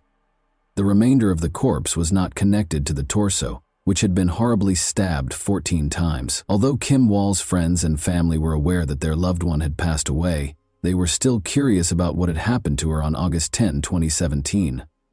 Until October 7, 2017, when divers discovered plastic bags in Kogi Bay, less than a mile from where Kim's torso was discovered, the authorities continued their quest for explanations without finding anything. When the plastic bags were opened, Kim's head and legs were within them. Metal fragments were fastened to the sacks to keep them from floating. Following these revelations, Peter was questioned once more and altered his account once more. This time, he claimed that Kim Wall passed away on his submarine due to poisonous gases. The cops were aware that Peter was concealing something because of his contradictory accounts. Because he was the last person to see Kim alive, and because he was unable to give precise information about what transpired while they were together, he was also the only suspect in the case. No one was arrested, since Peter never admitted to killing Kim and there was no solid proof to convict anyone. Nevertheless, the police continued their investigation as they were unable to operate on their presumptions. One of Peter's claims that Kim's head was struck by a hatch was refuted by the autopsy, which found no blunt trauma on her head. Additionally, the autopsy showed that Kim had been stabbed and shackled. Additionally, it revealed that she had asphyxia, indicating that she had either been stabbed in the throat or strangled. The police had grounds to detain Peter for additional interrogation in light of this evidence. When the authorities inspected his phone during the investigation, they discovered that on August 9, 2017, Peter had viewed a video showing a young woman in agony as she was gradually decapitated with a little knife. Additionally, his search history revealed that he looked up how to remove every photo from his iPhone. Investigators also discovered movies of women being killed on Peter's computer, and witnesses testified that Peter was observed practicing asphyxiation and watching videos of decapitation. The inquiry revealed that while Kim's body contained no evidence of Peter's DNA, the underpants, which were taken from Peter Madsen following the arrest, did contain bodily fluid traces. When questioned, Peter denied experiencing pleasure with Kim. Annie and Carl Madsen welcomed Peter into the world on January 12, 1971. His early years were spent in Denmark's Sabi and Hong. Annie had 3 additional boys from 2 prior men and was over 30 years younger than Carl. When Peter was 6 years old, Annie left the marriage with all of her children, allegedly because Carl mistreated his 3 stepsons. Years later, Peter moved back home with his father, who also had a passion for rockets. Peter was really interested in rocket fuel in school. He created his first huge rocket while studying chemistry and physics, and on March 3, 1986, he launched it. He based it on the American ICBM MX Peacekeeper and constructed it at his father's factory. The rocket performed admirably, ascending to a height of 100 meters before falling. Luckily, nobody was harmed. Peter lost his father when he was 18 in 1990. But he continued to explore and contact engineers. Additionally, he joined Copenhagen's Dark Rocket Club, a Danish amateur rocket club, but over time the other members lost interest in him. According to Dark members, he could activate the fire sprinkler system by only speaking his name. Although he never completed formal schooling, he did take engineering and welding classes to gain some knowledge of submarines. His passion paid off as individuals, businesses, and organizations saw his potential and provided financial support for his work and way of life. He constructed the UC-1 Freya, UC-2 Praka, and UC-3 Nautilus submarines. The Nautilus was a 3-year-long privately manufactured midget submarine that was launched on May 3, 2008 in Copenhagen, Denmark.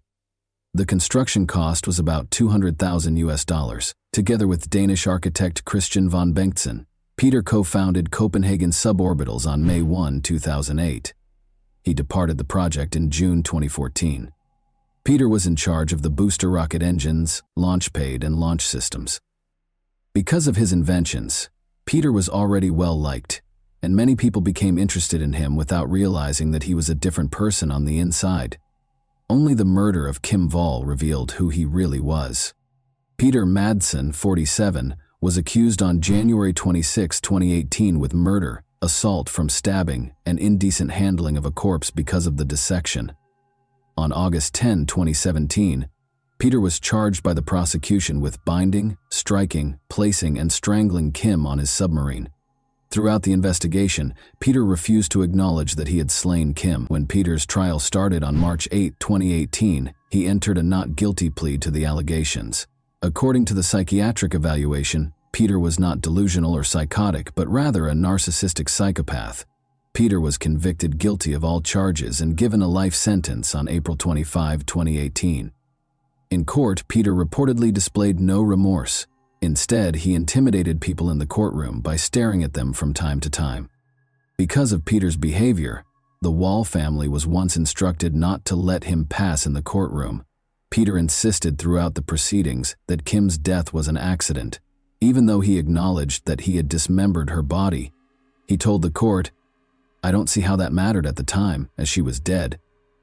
The family and friends of Kim, who never imagined that she would be murdered so near to her home, found closure in this sentence, even if Peter would not confess. They were all aware that Kim was a fearless journalist who would venture into hazardous areas to obtain the information she needed for her job. If they were ever concerned about Kim, it would be because she traveled far and wide for work, and they were all unaware that she would die suddenly in Copenhagen, where she lived. Following his life sentence, Peter attempted to appeal the decision, but it was denied. After he was caught, his wife, whom he married in 2011, requested that her name be kept secret and filed for divorce. He was hospitalized in August 2018 after being attacked by an 18-year-old prisoner who threatened to keep him there for the rest of his life. By frightening inmates with a phony firearm and fictitious explosives he had manufactured while incarcerated, he managed to break out in October 2020. He was surrounded by police in a residential neighborhood close to his Sylvester prison as they pursued him. However, because they believed he was carrying explosives, the police were unable to approach him. The cops waited for the explosive specialists to come after they were called. The cops detained him and returned him to the prison after the specialists arrived and discovered that everything had been a ruse. He had to appear in court once more for that offense, and on February 9, 2021, a Copenhagen court sentenced him to an extra 21 months in prison for attempting to flee. It appeared that the additional sentence would not impact Peter's jail term, even though he was already serving a life sentence. However, if a probation request were ever submitted, the extra sentence would be relevant. Throughout the case, Peter insisted that the death was an accident. However, the Danish tabloid Ekstra Bladet claims that Peter Madsen confessed during a documentary series in which he was secretly recorded. The show was based on almost 20 hours of telephone talks with Peter while he was incarcerated, which were secretly recorded. During one video, he is asked if he killed Kim, and he answers, "Yes." He also states, "There is only one who is guilty, and that is me." Kim's parents, journalists Joachim and Ingrid, were determined to publish their daughter's tale 3 years after her murder. They decided that the narrative would portray Kim as her family, friends, sources, and readers knew her to be, rather than the events leading up to her passing, since they found telling her tale to be therapeutic. According to Ingrid, the book serves as a means of introducing the world to Kim as a human being, a journalist, and a daughter. The book, A Silenced Voice, is a joyous chronicle of a life well lived amid a family's struggle to deal with a life being extinguished. It is a tapestry of history and present at the same time.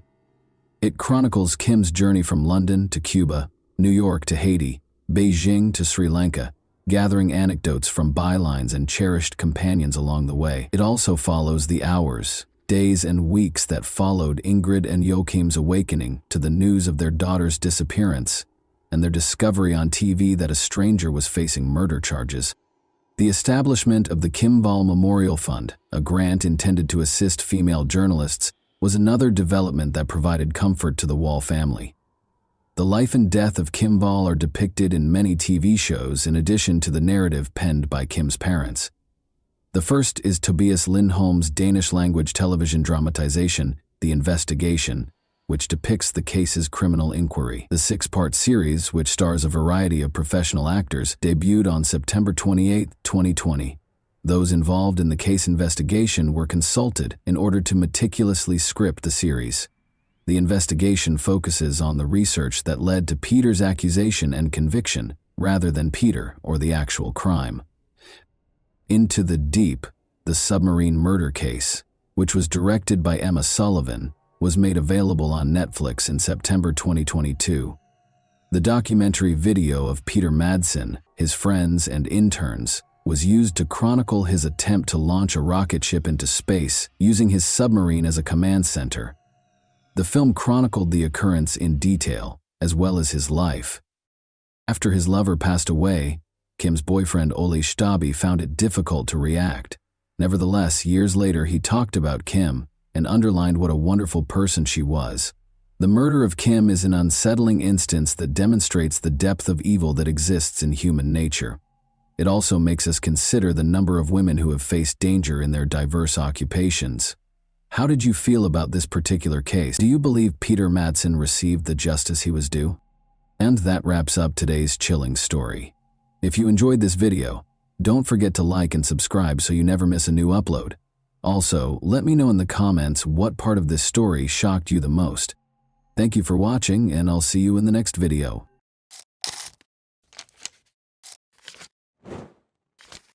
Hey guys, welcome to my channel, and today we're going to take a look at another horrible case with you. 3 young lads chose to go hiking near Wadsworth Park, northwest of Great Falls, Montana, on January 3, 1956, which is when this horrific event began. They discovered a car parked between 2 trees with its motor still running while they were strolling down a dusty road. To their surprise, they found a dead body. 5 miles outside of Great Falls, on Vineyard Road, the police discovered another lifeless person the next day, with secrets and ominous tales that plagued Great Falls for years. This enigmatic incident gave rise to myths and conjecture surrounding the case. What sinister secrets were concealed in the lives of the victims? Would we ever know the truth? We'll examine the convoluted case of Patricia Kalitsky and Dwayne Bogle today. Montana's Great Falls is a city renowned for its lively people and breathtaking scenery. The Great Falls of the Missouri, a group of waterfalls on the Missouri River, are the inspiration behind the city's name. With attractions like Giant Springs State Park and the River's Edge Trail, the city offers a blend of urban conveniences and scenic beauty. This is where the story for today is set. Let's begin at the very beginning, though. On January 18, 1937, Dwayne Bogle was born in Waco, Texas. Albuquerque Walker and James George Bogle Jr., his parents, embraced him. Dwayne was a Waco High School graduate who was loved by his family for his wonderful sense of humor and endearing demeanor. Fortunately, Dwayne's path led him to the United States Air Force in 1955, youthful and ambitious. It was probably his first job after finishing technical school and basic training. For 8 months, he served as an airman second class at Malmstrom Air Force Base in Montana, which is close to the picturesque town of Great Falls. He had no idea that he would meet Patricia Kalitsky, the love of his life, while he was there. She was a junior at Great Falls High School when she was born on August 20, 1939, in the tiny town of Great Falls. She always had a large smile on her face and was regarded by her classmates as amusing, compassionate, and energetic. Patricia appeared to be gifted in anything she tried, including tap and ballet dancing. 18-year-old Dwayne and 16-year-old Patricia met in December 1955. They both loved to sing and dance, and as luck would have it, Dwayne fell deeply in love with Patricia while he was sent at Malmstrom. Even though they had only known one another for a few weeks, they clicked right away and dreamed of a future together since they couldn't bear to be apart. Dwayne was embraced by Patricia's family, and he even spent Christmas 1955 staying with them and participating in their celebrations. With great excitement and anticipation, Dwayne and Patricia set off on their trek to Wadsworth Park on that memorable day, January 2, 1956. Brimming with anticipation for their first journey together as a couple, they bid farewell to their relatives. They had no idea that their journey would soon take an unexpected turn that would permanently change their lives. Although they had intended to get home by 9 p.m., Patricia's parents became more and more worried as the hours passed. Patricia, who was renowned for being accountable and on time, had not returned by her customary curfew of 10 p.m. In a panic, Patricia's parents contacted her older sister in the hopes of finding out where she was, but she was nowhere to be found. They searched well-known spots where Patricia enjoyed spending her time, but she was still evasive.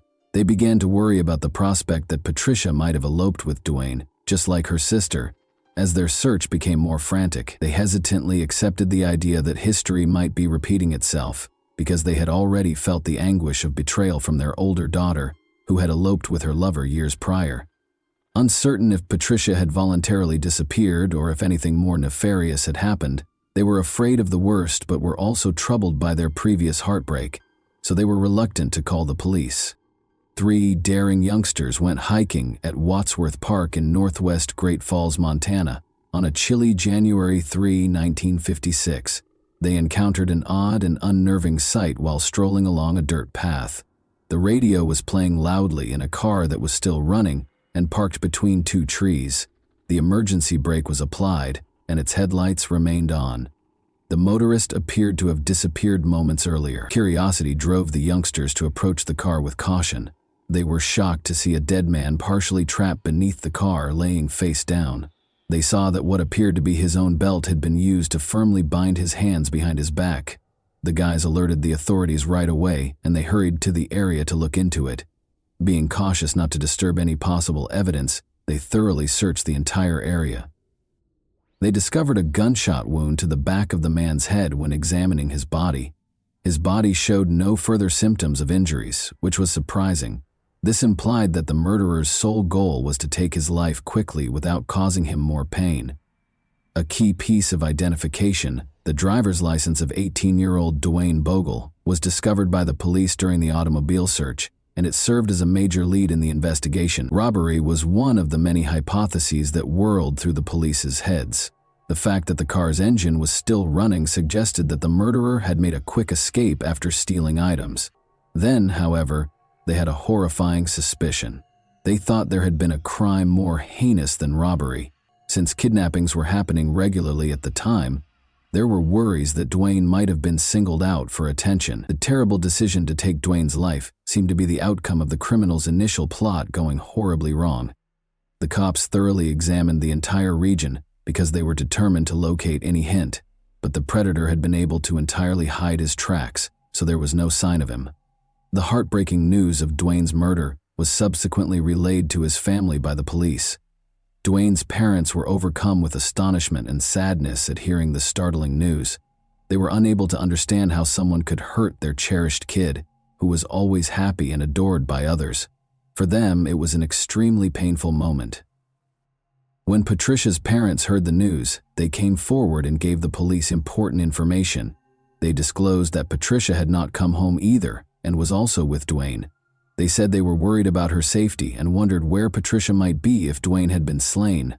When the police first arrived at the crime scene, they found no evidence of Patricia nearby, which left them perplexed. They went back to the location and stepped up their search, since they were determined to find her. The following day, January 4, 1956, a road worker found Patricia's lifeless body 5 miles outside of Great Falls on Vineyard Road. The tragic site was about 8 kilometers from the discovery of Dwayne's body. It was clear Patricia had probably been abducted. Sadly, her body had rolled to the location from the gravel road above, as shown by a trail of blood down the rocky valley. She had also been shot in the back of the head, just like Dwayne. The authorities had no idea that this was only the start of a dark and terrifying story. The police made the decision to look into what happened and find out where Patricia and Dwayne were last seen. They learned that on the night of January 2, 1956, the pair had been spotted together having a drink at Pete's Drive-In restaurant. The restaurant employees said that they arrived at 8:30 p.m. and departed just after 9 o'clock. During their visit, they were the only ones in the automobile. The authorities assumed Patricia and Dwayne had driven there voluntarily, because the area where Dwayne and his automobile were discovered was a well-liked destination for couples. It seems that their assailant had discovered them there and ejected them from the car. Because Dwayne and Patricia's murders were so similar, authorities were certain that they had been killed by the same person. The disturbing conditions suggested a gruesome execution-style murder, in which the two victims were made to kneel before being shot in the back of the head and killed. A disturbing fact surfaced as the investigation went on. Except for one misplaced shoe that had fallen off as she tumbled down the embankment, Patricia's body was completely clothed when it was found at the bottom of a steep ravine.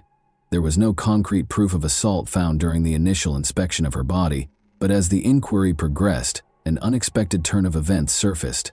Additional testing and analysis revealed an entirely different image. The revelation occurred when Patricia's body was found to have injuries associated with assault, defying the first conclusion.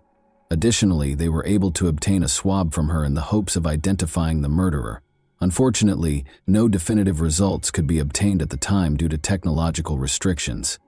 All of the test results and supporting documentation, however, were meticulously saved in case the mystery could be solved in the future. And further dimension of intrigue was introduced by the coroner's assessment.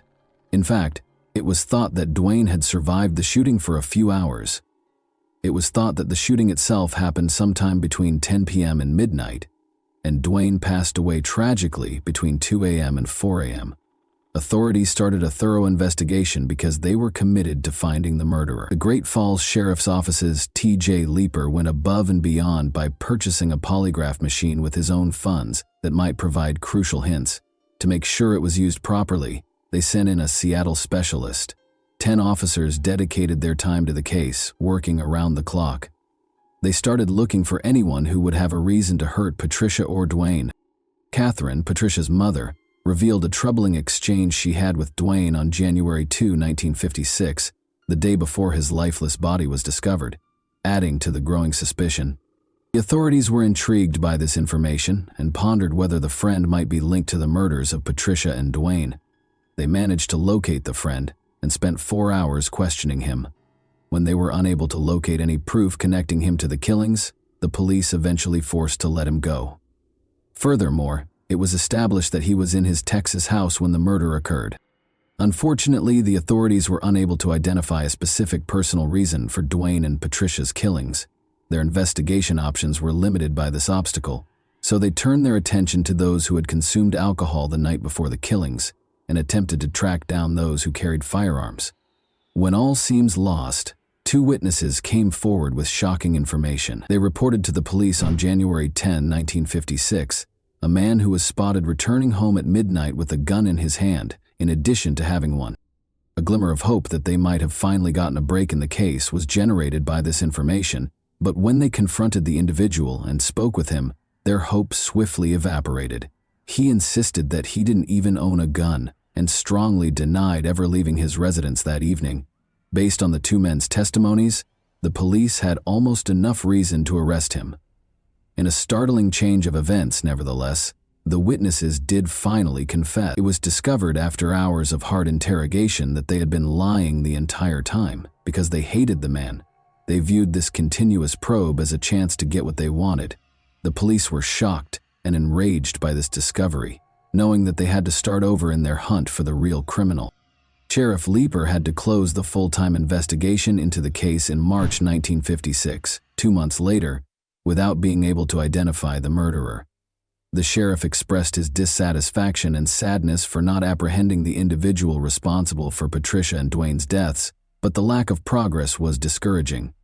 The inquiry went on, but in January 1957, the sheriff addressed the Great Falls Tribune on the 1-year anniversary of the killings. He expressed his will to continue. "I guess it's just one of those things, but we're not giving up. Maybe this year we'll catch him. He must have made a mistake. They all do. Someday, we'll find out what it was, and then we'll have them." Their families and the communities to which they belonged were profoundly affected by Dwayne and Patricia's deaths. Henry, Patricia's father, had emotional numbness and struggled to accept Patricia's passing. In an interview with the television program Hard Copy, Patricia's sister Darlene revealed that their father Henry was unable to deal with the loss or talk about Patricia. Darlene decided to treasure the good times she shared with her sister as a way to find comfort. Both families understood that nothing could bring Patricia and Dwayne back, no matter how much it hurt. It was really hard to understand the loss, and it seemed impossible to find closure. Catherine, Patricia's mother, revealed that for years following the murder, she and Dwayne's mother corresponded by mail. Because of their shared loss and sadness, the 2 families were able to connect through their correspondence. Meanwhile, the case had remained unsolved. Detective Bill Madison brought a new perspective to the 2001 investigation into the murders of Dwayne and Patricia. He found a swab from Patricia's autopsy that had been kept for more than 45 years in evidence storage. The swab was transferred to the Montana State Police Crime Lab for processing using the latest developments in DNA technology. Patricia had been beaten, as the lab shockingly discovered a cell in the swab that did not belong to Dwayne. Over the course of the following few years, investigators compared the cell's DNA to that of over 35 previously recognized suspects. But the DNA on the sample did not match that of any of the suspects. The swab's DNA was also compared to national criminal databases by the investigators, but no matches were discovered. They investigated suspects such Boston mobster James Whitey Bulger, who had resided in the Great Falls region at the time of the killings. Bulger was previously arrested in 1951 for the assault of a 15-year-old girl. Edward Wayne, a convicted serial murderer who killed two couples years after Dwayne and Patricia's deaths, was another possibility. He denied any participation, although the authorities suspected he might have been in the Great Falls region at the time. When Bulger's and Wayne's DNA did not match the swabs, they were both disqualified as suspects. After 18 more years of investigation, a breakthrough was made, motivated by the method employed to solve the Golden State Killer case in 2018. Assigned to the Patricia and Dwayne murder case, Detective Sergeant John Kenneron was adamant about pursuing the investigation. In order to obtain further DNA evidence from the swab obtained at Patricia's autopsy, he collaborated with forensic scientists. They embraced a state-of-the-art technique in 2019 called genetic genealogy with GED match technology. Forensic genealogists were able to compare the DNA profile discovered at the crime site with profiles in public genealogical databases. Thanks to this novel technique, they were able to create a family tree and find distant relatives by examining the common DNA. Making the connections between various people and their genetic connections was similar to solving a jigsaw. The investigators were about to reveal the suspect after carefully creating the family tree, but there was a terrifying turn to the tale. It was difficult to get a direct DNA sample from the leading suspect because he had already died and his bones had been cremated. Unfazed, they focused on the suspect's kids, who lived close to Great Falls, and asked for their DNA to compare. To their surprise, the children's DNA revealed that the cell discovered during Patricia's autopsy had come from their father. When the children learned that their loving father was to blame for the deaths of two individuals, it was a heartbreaking discovery. Kenneth Gould, who also resided in Great Falls, was formally identified by the Cascade County Sheriff's Office as the murderer of Patricia and Dwayne on June 8, 2021. Following a comprehensive investigation and DNA analysis, the authorities were certain that Kenneth Gould was the murderer of Patricia and Dwayne. However, Gould cannot be tried or formally identified as the murderer because he had already died. Rather, they were limited to designating him as the case's most likely suspect.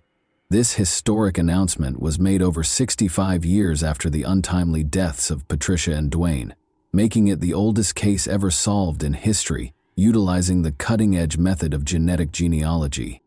The local horse trainer, Kenneth Gould, was born and raised in Great Falls, Montana.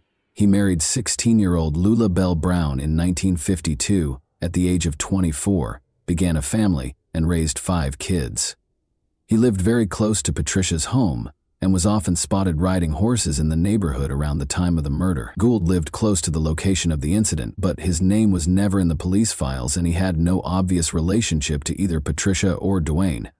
Oddly, Gould sold his family's land in February 1956, a month after the killings, and started a string of movements throughout Montana before landing in Missouri in 1967.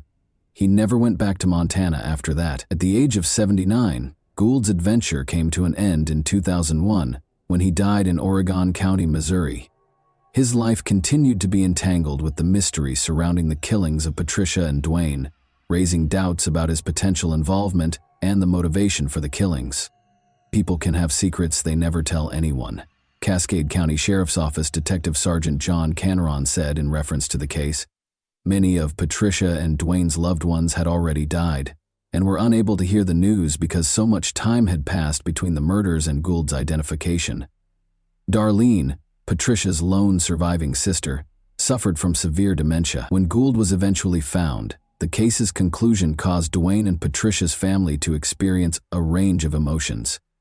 Gould's identification triggered emotions and rekindled old emotional wounds among the relatives, despite their relief at having answers at last. Karen Bogle McCarthy, Dwayne's niece, told the New York Times that her generation benefited from the use of contemporary technology in the case's resolution. Jim Bogle, Dwayne's younger brother James, has a daughter named Karen. As a child, Jim Bogle had always admired Dwayne.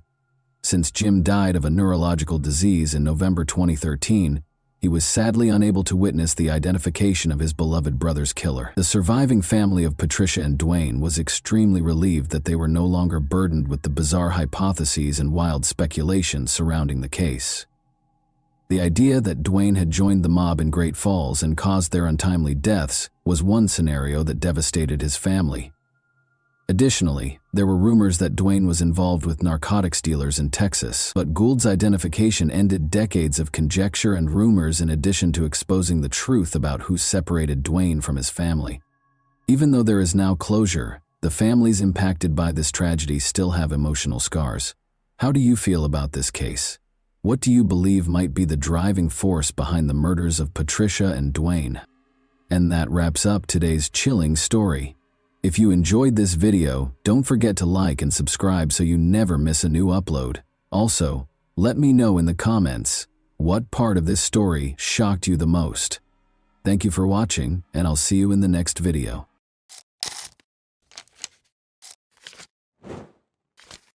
Hey guys, welcome to my channel, and today we're going to take a look at another horrible case with you. On July 20, 2019, 25-year-old Jessica Camilleri, who resided on St. Clair Avenue in Western Sydney, Australia, made this disturbing 000 call.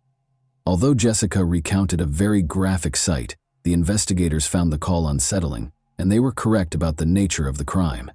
Jessica also appeared to be relatively calm. Rita Camilleri, Jessica's mother, is 57 years old. Rita's life was also impacted by Jessica's struggles as a youngster, who battled several mental problems. Rita loved her and tried her best to give her a decent life, even though she had to deal with a lot of challenges because of Jessica. However, she could never have predicted or imagined what Jessica did to her on that terrible night of July 20, 2019.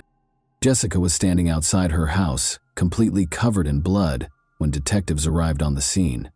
They discovered Rita's severed body at the murder scene, which was almost like the set of a horror film. What transpired that evening between Rita and Jessica? Was there more to the narrative? Or did Jessica act in self-defense? We start on October 12, 1993, when Jessica Camilleri was born as the second daughter of Vince and Rita Camilleri, a Maltese-Australian marriage. Christy, Jessica's older sister, had a typical childhood, but Jessica didn't. Jessica's parents discovered that she was born with an intellectual handicap despite the fact that she was intelligent and able to speak. Jessica's IQ, which was between 55 and 60, was much below the typical range. Jessica was in the bottom 1% of the population as a result. As a child, Jessica displayed deficits in speech, walking, and coordination, among other developmental milestones. Teachers noticed her deficits in language, math, reading, and writing when she first entered school. Jessica's parents eventually discovered that she was on the autistic spectrum, which had an impact on her empathy, judgment, and understanding of other people's feelings and thoughts. Jessica's social life and academic life were both hampered by her years of age group lag. Jessica began exhibiting severe outbursts of anger due to daily mental anguish, which gradually progressed into intermittent explosive disorder, IED. A deficiency of serotonin, the brain's mood hormone, was linked to her IED. It was a mental illness that often began at age 6 and worsened during puberty and the early years of adulthood. It was not just ordinary anger. Jessica only became uncontrollable in response to stressors or provocation of any type. She struggled as a child with complicated everyday tasks like grocery shopping, taking public transportation, banking, and taking care of the house. Jessica's autism caused her to become fixated on specific things.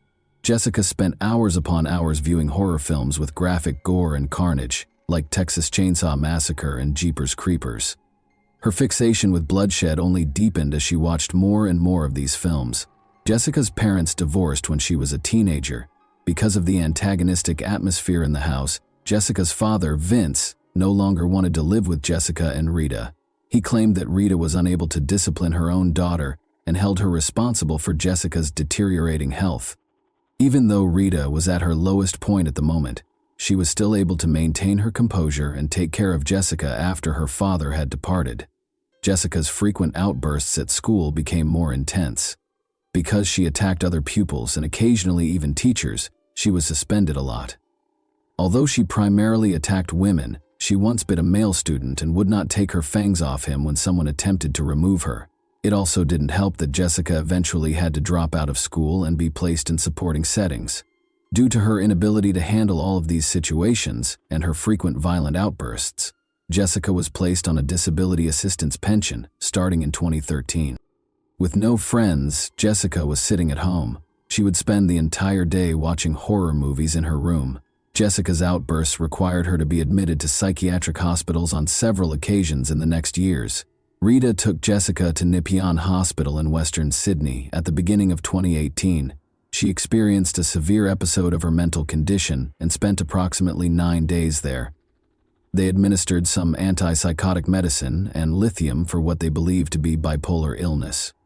Unfortunately, Jessica would frequently lose control of her behavior when in psychiatric wards, resulting in her snapping at nurses and physicians. After she acted aggressively and paranoidly toward another female patient in the waiting area, this attitude resulted in her being barred from a doctor's clinic. Jessica stopped taking the medication that suppressed her IED by the end of 2018. Being off her medicine did not imply that she had regained control of her condition, even though there were no significant outbursts into 2019. Jessica had seen several doctors and attended a respectable number of treatment sessions by July 2019, but she had made very little improvement. Jessica's mental state began to deteriorate as her condition did not improve, and on Saturday night, July 20, 2019, chaos broke out. That Saturday started out badly for Jessica because her mother had been busy caring for a 4-year-old relative whose identity had never been made public. Jessica wanted her mother's full attention at all times since she was bothered by that child. Earlier that day, Jessica had gone to see Christy with her mother. Rita, Jessica's mother, made fun of Jessica in front of a man who was merely walking by on the way to Christy's house. This episode had already created a lot of tension, and when Rita and the 4-year-old child later arrived, Jessica's anger was greatly heightened. There had been increasing pressure. Jessica had the potential to erupt like a volcano. When everyone had returned home in the evening, Jessica had urged her mother to contact a doctor. However, the doctor arrived but was unable to handle Jessica's suffering and promptly departed in fear for her life. The doctor managed to escape the scene in her car, even though Jessica chased her down the driveway. After eating dinner with Rita, Jessica decided to order something else. Rita threatened to send Jessica back to a mental health facility after she was unable to stop her from calling the food shop repeatedly. Rita made her way over to the telephone. The attack started when she wanted to call an ambulance to send her back to a mental health facility because she had had enough of Jessica's outbursts for the day. Jessica became irrational in a matter of seconds. Taking her mother by the hair, she pulled her into the kitchen. Rita was wailing for assistance as she struggled to hold on to the wall to escape Jessica's hold. However, Rita was a small woman in comparison to Jessica, and all of her efforts were unsuccessful. When Jessica arrived in the kitchen, she threw her mother to the ground and began stabbing her with steak knives. The 4-year-old girl saw the horrific event from a corner. Amazingly, the child mustered the bravery to attempt to step in. Tragically, he suffered a knife wound to his cheek after he courageously leaped on Jessica in an attempt to stop her. He was later found in a vomit-covered room, obviously rattled by the terrifying experience. Jessica didn't stop until her mother's head fell off after she began making holes in her body. With Rita's head in one hand and 2 cell phones in the other, Jessica left the house at around 11:30 p.m. that same evening and went to her neighbor's. She asked the neighbor to contact the police after throwing the head outside and knocking on the door. She claimed to have brought the head as evidence. After that, Jessica found another neighbor who assisted her in using her mother's phone to call the police. Jessica handed the phone to her neighbor in the middle of the conversation. Jessica was whispering in the background while he talked to the operator on the phone for a few seconds. Jessica persisted in her assertion that she killed her mother in self-defense throughout the discussion. The first person to reach the crime site was Senior Constable Anthony D'Agostino. He noticed Jessica wearing a blue dress with flowers on it, standing outside her home. Her entire body was covered in blood, and she was carrying a bottle of water and a cell phone that were coated in blood. The detective recorded his talk with Jessica by pressing the record button on his body cam.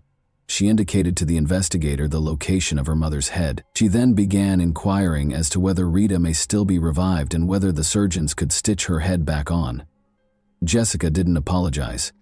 She questioned the detective if she would receive the death punishment because she was only thinking about herself. The investigator asked Jessica to tell him what had transpired in an attempt to calm her down. Jessica repeatedly asserted that she killed her mother just to protect herself. She claimed that in self-defense, her mother stormed into her bedroom and pulled her out by the hair. To support her claim of self-defense, Jessica grabbed a knife and stabbed her mother. She attempted to play the victim by telling the cops about her mental health issues. Rita's head was discovered on the sidewalk outside the neighbor's house as additional police officers arrived to look into the incident. The remainder of her mutilated remains was discovered in the kitchen of their St. Clair Avenue house a short time later. They characterized the incident as being of extreme severity and savagery when observing the gory kitchen. In the front yard of her neighbor's house, Jessica was taken into custody. According to the police, they knew the Camilleri family, but they could not have predicted or imagined what would happen that night. Detectives discovered that Rita's body had been disfigured following an autopsy. She was still alive until at least the first 90 blows, the majority of which were to the head and neck, and even when she passed away, her body had more than 100 stab wounds. However, that wasn't even the most graphic aspect of this horrible murder. Rita had had a piece of her tongue and nose severed. She had been pushed and pressed after both of her eyeballs had been ripped out. At the crime scene, the detectives discovered 7 knives, all of which Jessica had used to stab her mother. 4 of the 7 knives had broken during the murder because Jessica's attacks were so vicious. Jessica revealed the true reason behind her ruthless murder of her mother on July 21, 2019, the morning following the tragedy. She began by claiming that, despite having harmed numerous people, she had never spoken to her mother until yesterday night, when Jessica's mother threatened to have her committed to a mental health facility. After losing her temper, Jessica wanted to discipline her mother. Jessica claimed to the investigator that she had no intention of killing her, but things suddenly spiraled out of control. Jessica was unable to resist stabbing her mother when her IED took control. Jessica was put on trial before Justice Helen Wilson in December 2020 after being accused with murder. The jury was informed that the purpose of the trial was to prove that Jessica's mental diseases took over and significantly impaired her mental state at the time of the murder, rather than to dispute whether Jessica killed her mother or not. Tony McCarthy, the Crown prosecutor, said in his opening statement that Jessica had a history of assault. Even her own family members had been harassed and intimidated by Jessica, who threatened to use a knife to hack off their heads. Tony brought up the fact that Jessica liked horror films, particularly those that included brutal murder and body dismemberment. He went on to say that Jessica's intellectual handicap was just modest to moderate. Nathan Steele, Jessica's defense lawyer, urged the jurors to ignore their feelings and sympathies and focus their decision solely on the evidence. He claimed that Jessica had diminished capacity at the time of her deadly attack on her mother as a result of the impact of her mental illnesses. She had been seeing Professor David Greenberg ever since she was arrested. He was called upon to diagnose Jessica during the trial. He said that he could not uncover any indications that Jessica had visual or auditory hallucinations or schizophrenia. Professor David noted that although Jessica didn't typically utilize social cues to communicate, she was fairly specific about the specifics of the crime and lacked emotion as she recounted the horrifying events of the night she killed her mother. Additionally, he claimed that Jessica had a low sense of self-worth and displayed narcissistic traits and personality issues. Jessica had become an egocentric and self-centered person as a result of all the extra care she received as a child. She had a history of requesting attention, and her IED would activate if she did not receive it. It was not unusual for Jessica to be in a comparatively peaceful state of mind when the cops arrived. After she had committed an offense, her anger swiftly subsided. She felt entitled and had an irrational expectation that those around her would treat her well. She would become enraged when things did not go as planned. Jessica Camilleri became more challenging as she grew older. According to her sister, she stayed on the couch most of the time, refusing to get up when she was thirsty and requesting that her mother get her a drink. She overlooked the fact that other people had needs and feelings because she thought her impairment made her special. She was extremely sensitive to criticism and would frequently respond to it with anger or contempt. Professor David stated his diagnosis and added that Jessica's mother, who was now deceased, was her only friend. Christy, Jessica's sister, also testified in court. She stated that her younger sister had been brutally bullied by other children at school and had been diagnosed with several problems, including attention deficit disorder and dyslexia. She claimed that when their father abandoned them, Jessica's health began to deteriorate due to their father. Jessica was still relatively disciplined and in charge, but that all changed quickly once he left the family. Justice Wilson recognized the conflict between punishing a criminal who has a major disability and weighing the need for punishment throughout the sentencing process. The judge concluded that Jessica knew what she was doing and how gravely wrong it was, even though she had lost control. She said that a severe punishment was required because of the seriousness of the act, the great suffering done to Rita's family, and the need to keep Jessica out of the community. Christy was relieved when the judge stated that she felt some closure, knowing her mother will receive justice. Christy was certain about the nature of her relationship with Jessica going forward. It was impossible to imagine what Jessica had done to Rita. After a trial that lasted a week, in December 2020, Justice Helen Wilson convicted Jessica guilty of manslaughter but not murder for the death of her mother, Rita Camilleri, 57. On March 12, 2021, Justice Helen Wilson chose to give Jessica a relatively lighter sentence of 21 years and 7 months, even though the maximum penalty for manslaughter was 25 years. She would only be eligible for parole after 16 years and 2 months.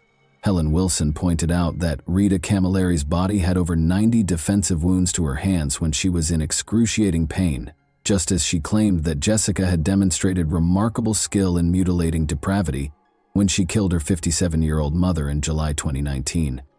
Rita must have been horrified and appalled at what her own cherished daughter was doing to her. The fact that this crime was committed in front of a 4-year-old child was the worst aspect of it, according to Justice Helen Wilson.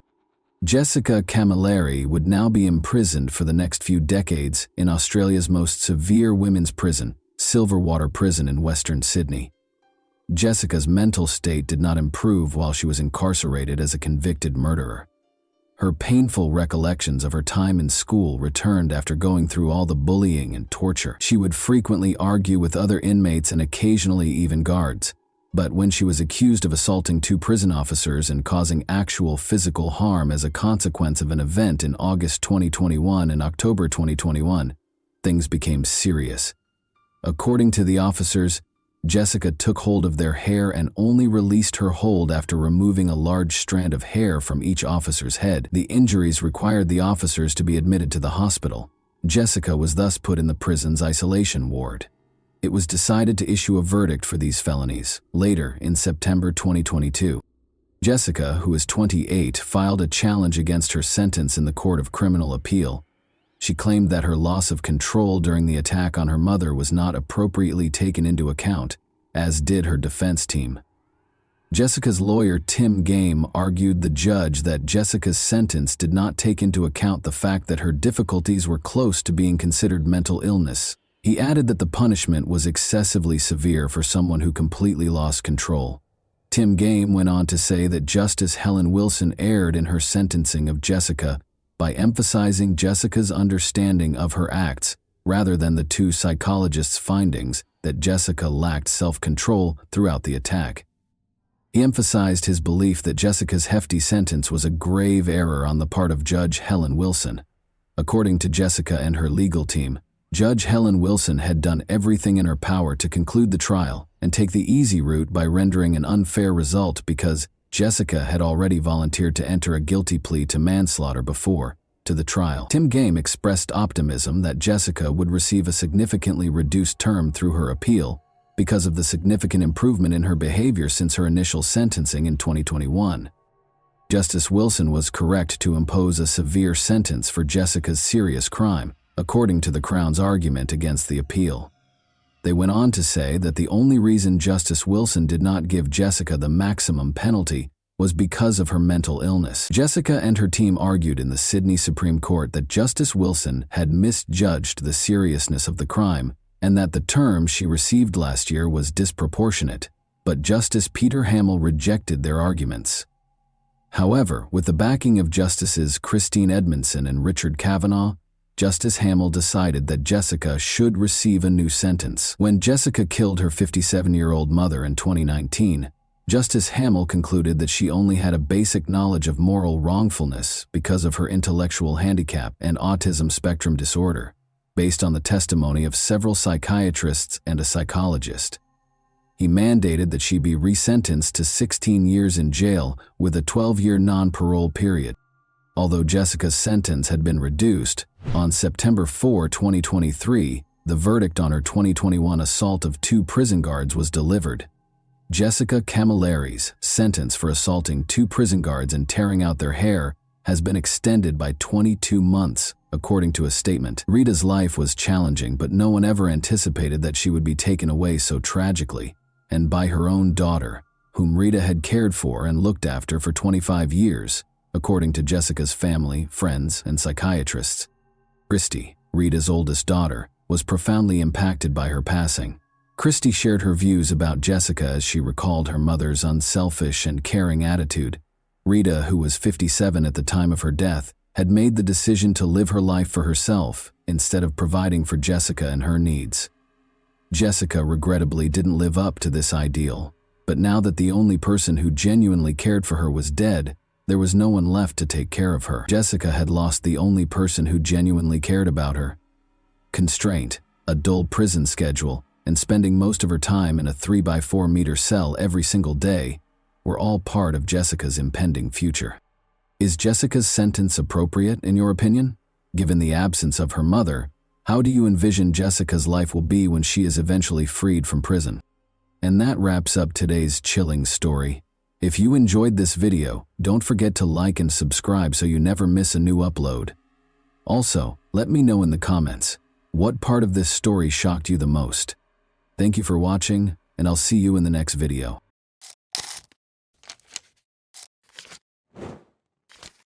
Hey guys, welcome to my channel, and today we're going to take a look at another horrible case with you. Nashville, Tennessee saw a devastating event in March 2020 that had an impact well beyond its boundaries.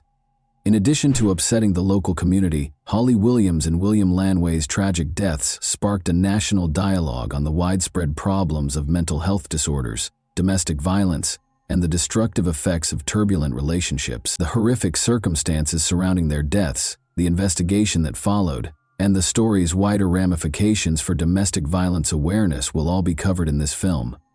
More than just a narrative of loss, this one is a potent warning that emphasizes how crucial it is to spot the warning signs of abusive relationships and how urgent it is to get help. Come along with us as we work through the intricacies of their lives and the lessons this tragedy has to offer. 31-year-old Holly Williams was well known for her vivacious demeanor, contagious laugh, and compassionate disposition. She was characterized as a cherished friend, sister, and daughter who made everyone around her happy. Holly's life was full of possibilities, and she had goals and dreams. Beneath her cheerful facade, though, Holly battled relationship issues, especially with her ex-boyfriend William Lanway. Holly, who grew up in Nashville, has strong ties to the area. She was supported through thick and thin by her close-knit family. Friends remembered Holly's love of adventure and her enthusiasm for life. She loved being outside, traveling, and savoring time spent with those she cared about. Sadly, her connection with William would turn out to be a major obstacle, overshadowing her lively personality. Born in 1988, William Lanway had a tumultuous history filled with unpredictable and violent conduct. A few years before to their untimely deaths, he and Holly started dating. At first, their relationship appeared to be normal, full of the promise and excitement that come with youthful love. But as time passed, their relationship's dynamics started to change. Holly's family and friends observed that William had a history of jealousy and was possessive. There were several breakups and reconciliations as a result of their unstable relationship. Holly tried to put some distance between herself and William, but he found it difficult to accept their breakup, which resulted in increasingly troubling conduct. In their relationship, Holly's loved ones observed indications of emotional abuse. William repeatedly displayed domineering behavior by keeping tabs on Holly's social connections and demanding to know where she was. There were rumors that William was verbally insulting Holly, which made her feel even more alone and afraid. Holly frequently confided in her friends about her difficulties and her worries about William's instability and fury. Understanding the terrible conclusion of their story requires knowledge of the history of domestic abuse in their relationship. The pair had previously been the subject of multiple domestic disturbance calls handled by law enforcement. Holly claimed to have felt intimidated and worried about her safety in these situations.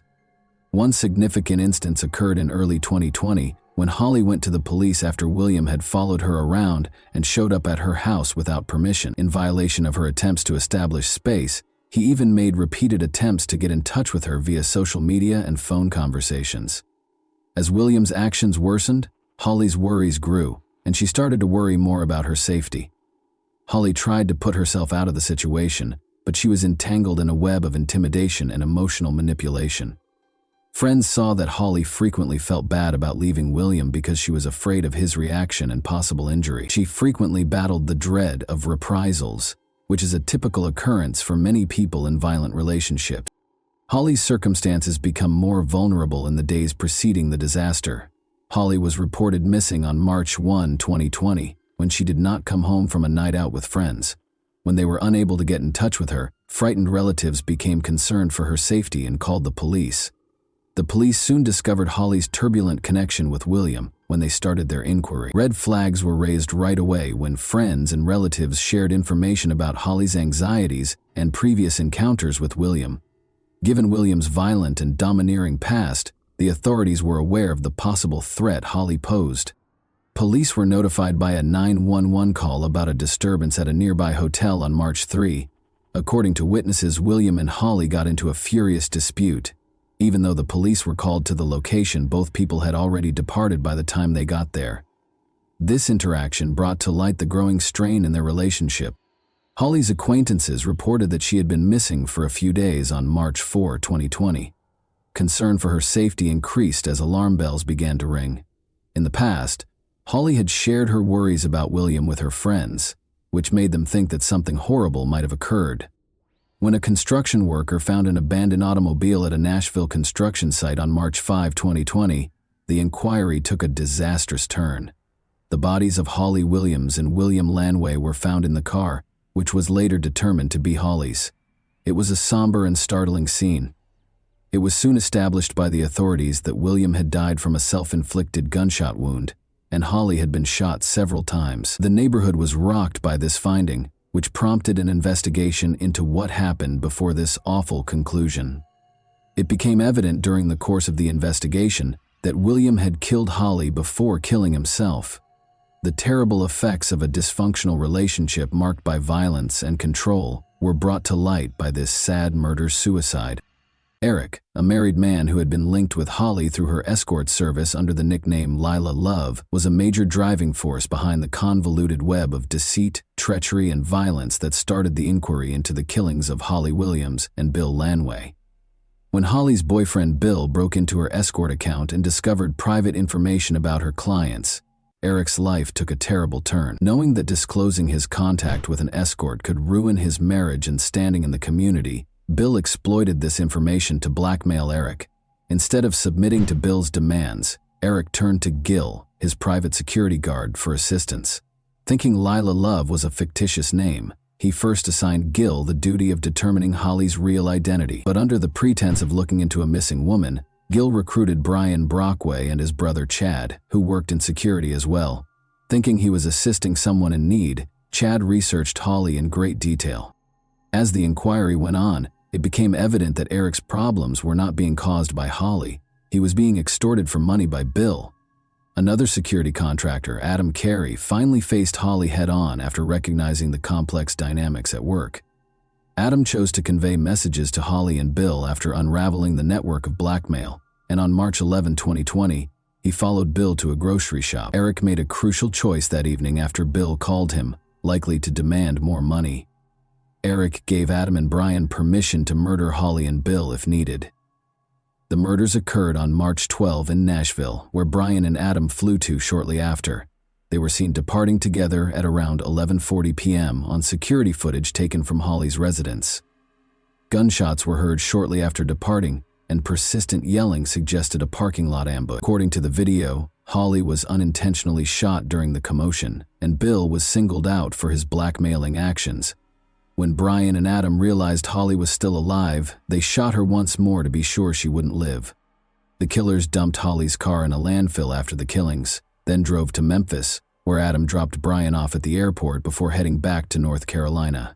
As if the murder for hire were a routine service, Eric inexplicably left a positive evaluation for Gil's security company, Speartip. The FBI looked into Eric's finances more after this internet review raised suspicions, and found that he had paid the murderers almost $1 million, 0 cents.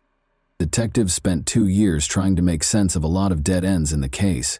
Since Eric could easily argue that he had hired the security team to look into Holly and Bill's identity rather than to kill them, they were looking for concrete proof that would connect him to the killings. Chad Brockway, who had first helped collect information on Holly without realizing the scope of the investigation, was the person the police chose to speak with. Chad went undercover to get further information after discovering the truth and consented to assist the authorities. When Chad reached out to Adam in his undercover capacity, he was startlingly candid about his readiness to carry out murder for pay. After the conversation verified that Adam was aware of the murder-for-hire procedure, Chad and Brian met at a restaurant while Chad was wearing a wire. After being quiet at first, Brian later boasted about the killings, claiming that he had overpowered Bill and that Adam was eager to kill Holly. This startling discovery exposed the murderer's lack of regret and created a troubling portrait of them. To stop Brian, Adam, and Gil from escaping, the authorities planned their simultaneous arrests on December 10, 2021, but they held off on arresting Eric right away because they wanted hard proof that he planned the killings. Investigators offered Gil a proposal after the 3 guys were taken into custody. He could lessen his own charges if he assisted them. In order to get Eric to disclose his objectives, they came up with a scheme for Gil to phone him and pretend to ask for more money. In passing, Eric stated that he would prefer to completely remove Adam and Brian's threat rather than just pay them off. He gave the police the crucial piece of evidence they needed to charge him when he said they had to be sure they wouldn't be back in 6 months. Shortly after, on his way back from a hunting trip, Eric was arrested. Gil entered guilty pleas to murder for hire, abduction conspiracy, and kidnapping resulting in death. By December 2022, he fulfilled his promise to testify against the other 3 while awaiting punishment. In November 2023, Eric, Adam, and Brian's trial was held in a tumultuous courtroom, with each defendant having their own attorney. According to their argument, Gil deceived Eric into hiring them, and the killings were accidental rather than the result of planned acts of violence. Gil's thorough evidence, however, refuted their assertions and emphasized that the first goal was only to frighten Bill and Holly. After deliberating for 2 weeks and 7 hours, the jury found Adam and Brian guilty of conspiracy to commit murder, conspiracy to commit kidnapping that results in death, and conspiracy to commit kidnapping. Eric was convicted of both conspiracy to conduct kidnapping and conspiracy to commit murder for hire. Hearings are scheduled for 2024, and each could receive a life sentence. Following this tragedy, the people of Nashville came together to support Holly's friends and family. To commemorate Holly's legacy, vigils were conducted during which family members told tales of her generosity, tenacity, and influence on their lives. The community's dedication to increasing awareness about domestic violence was demonstrated by the overwhelming support. By sharing her experience on social media, Holly's family pushed for increased understanding and assistance for victims of domestic abuse. They underlined how important it is for people in comparable circumstances to realize they are not alone and to get help. Discussions concerning the need for better support networks for victims of domestic abuse were sparked by the terrible circumstances surrounding Holly's death. This case was also used by advocacy groups to support training programs that increase public understanding of the warning indicators of domestic violence.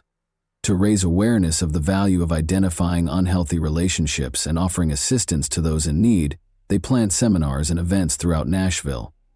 Nashville's city government also took action against domestic abuse after Holly's death. They started efforts to give victims access to resources including hotlines, counseling, and legal support.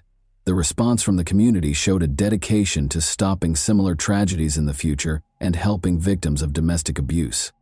That concludes our in-depth analysis of Holly Williams and William Lanway's unfortunate story for today.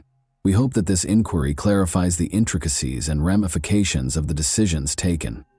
And that wraps up today's chilling story. If you enjoyed this video, don't forget to like and subscribe so you never miss a new upload.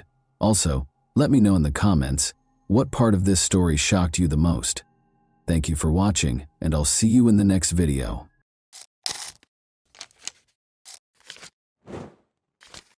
Hey guys, welcome to my channel, and today we're going to take a look at another horrible case with you.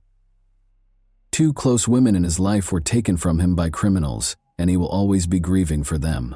It's said that lightning never strikes the same spot twice, but our hero has had the opposite experience due to a horrible turn of events. Jim Larson lost two ladies he loved 7 years apart to petty thieves. Twice, men who only ever show up in people's worst nightmares tear his life apart. His sister Sonia Larson, who wanted to be a teacher, started it all. Her first year at the University of Florida had just begun. She and her roommate, Christina Powell, went to Walmart one August evening in 1990 to get some necessities. The two young women were observed and followed home by Danny Rowling, a vagabond who claimed to be possessed and acting under the direction of a demon. They were dozing off in their beds when he broke into the dorm. He repeatedly stabbed them. 5 Florida college students were killed and disfigured by Gainesville felon Danny Rowling, shocking both the victims' families and the nation at large. There were more fatalities, but in our scenario, people forget the victims and only remember the serial killer's name. Her family was deeply hurt by the death of a sister and a daughter, and Sonia Larson's terrible passing never stopped plaguing them. The Larson family could never have predicted that the terrible, violent death in their family would recur, causing them to relive the trauma in their own nightmares. Carla Larson left her kid at daycare on the morning of June 10, 1997, and went to work as a project engineer at Centex Rooney. The day at the Florida construction site was swelteringly hot. Carla informed Cindy Harris, a coworker, just before lunch that she would be running a little behind schedule because she was going to the grocery shop to get some food and beverages for a meeting that afternoon. She left work at midday and went to the new supermarket on International Drive, which is close to Osceola. Carla Larson didn't come back to work for a few hours. She never showed up for an important meeting that she was scheduled to be at. Her coworkers became alarmed and started looking for Carla on their own, following her path back to the grocery she had intended to visit. They continued to hope that she might have been delayed in returning because of a little incident, her phone dying or her car breaking down. However, the search was unsuccessful. Around 4 p.m., Carla, her car, and her presence were nowhere to be seen. Cindy called Jim Larson, Carla's husband, to inform him that Carla had not been at work since noon and had not returned from the store. Jim reported his wife missing to the Orange County Sheriff's Office over the phone. When they were both in college 8 years ago, they started dating. Jim was enthralled by Carla's beauty and charm when he was studying graphic design. He was very fortunate to have found someone as considerate, kind, and caring as she was. They eventually got married because they felt the same way. They moved into a modest house on Orlando's Stone Court. After Jim's sister passed away tragically, Carla helped him regain his desire to life by pulling him back from the brink. She comforted him and gave him encouragement to keep going and find happiness once more. After Carla earned a degree in civil engineering from the University of Florida, they went to Atlanta and then back to Florida to look for work and start a family. Jim was hesitant to have a kid with her because he didn't want to introduce a new life into a society where people like Danny Rowling preyed on the defenseless. Jim finally found some peace of mind after undergoing a lot of counseling and receiving constant support from his wife. Jessica, the Larsons' long-awaited daughter, arrived soon after. They purchased a modest home in Orlando on a peaceful cul-de-sac. They put in a home security system and sturdy locks. To ensure that his family was completely safe both inside and outside their house, Jim even purchased a guard dog. Jim accepted a position at a nearby business, and Carla was sent to work on a new amusement park project in Orlando. They found happiness in the little things in life. Jim and Carla managed their parental duties without sacrificing their significant and taxing careers. However, on a typical summer day, Jim's idyllic life, which he had fought so hard to build, took a sad turn when Carla vanished. When Jim reported the disappearance of Carla Larson, Tom Woodard was on duty and got a radio call. At first, Tom, a seasoned officer, didn't take it too seriously because he thought it was just another domestic dispute. He nevertheless made the decision to investigate the matter. The sheriff sensed anything strange while speaking with Jim. Jim appeared terribly worried and unnecessarily agitated. The sheriff was certain that it was a normal missing persons case, unlike others he had met in similar circumstances. He assumed that Carla had either left Jim because of a disagreement or taken some time to collect her thoughts. But there had been no family problems, no conflicts. Everything was content and stable. Tom Woodard was unaware at the time that Jim was under a great lot of stress due to his fear of losing his wife. especially after the event in Gainesville and his ongoing struggles with the pain of losing his sister. He was afraid that a cherished woman would be lost as a result of this disappearance once more. They started looking for Carla. Given that Mrs. Larson had a 1-year-old kid and a solid marriage, family members emphasized that it was extremely unlikely that she would have left her family. Jim Larson, 37, stated under interrogation that he had been employed at Home Depot until 3 p.m. that day.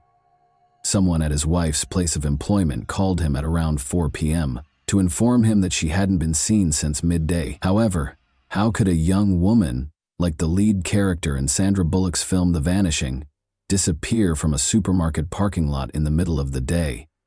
The missing woman was last seen going toward a grocery store close to the construction site, according to eyewitness accounts. She was confirmed to have arrived at the store and bought the things she intended to buy by a signed receipt. What transpired after Carla left the supermarket was still a mystery. She might have run into someone. Since the woman's white-gray Ford Explorer with the license plate TGX99V was also missing, investigators were attempting to ascertain the time and place of her disappearance.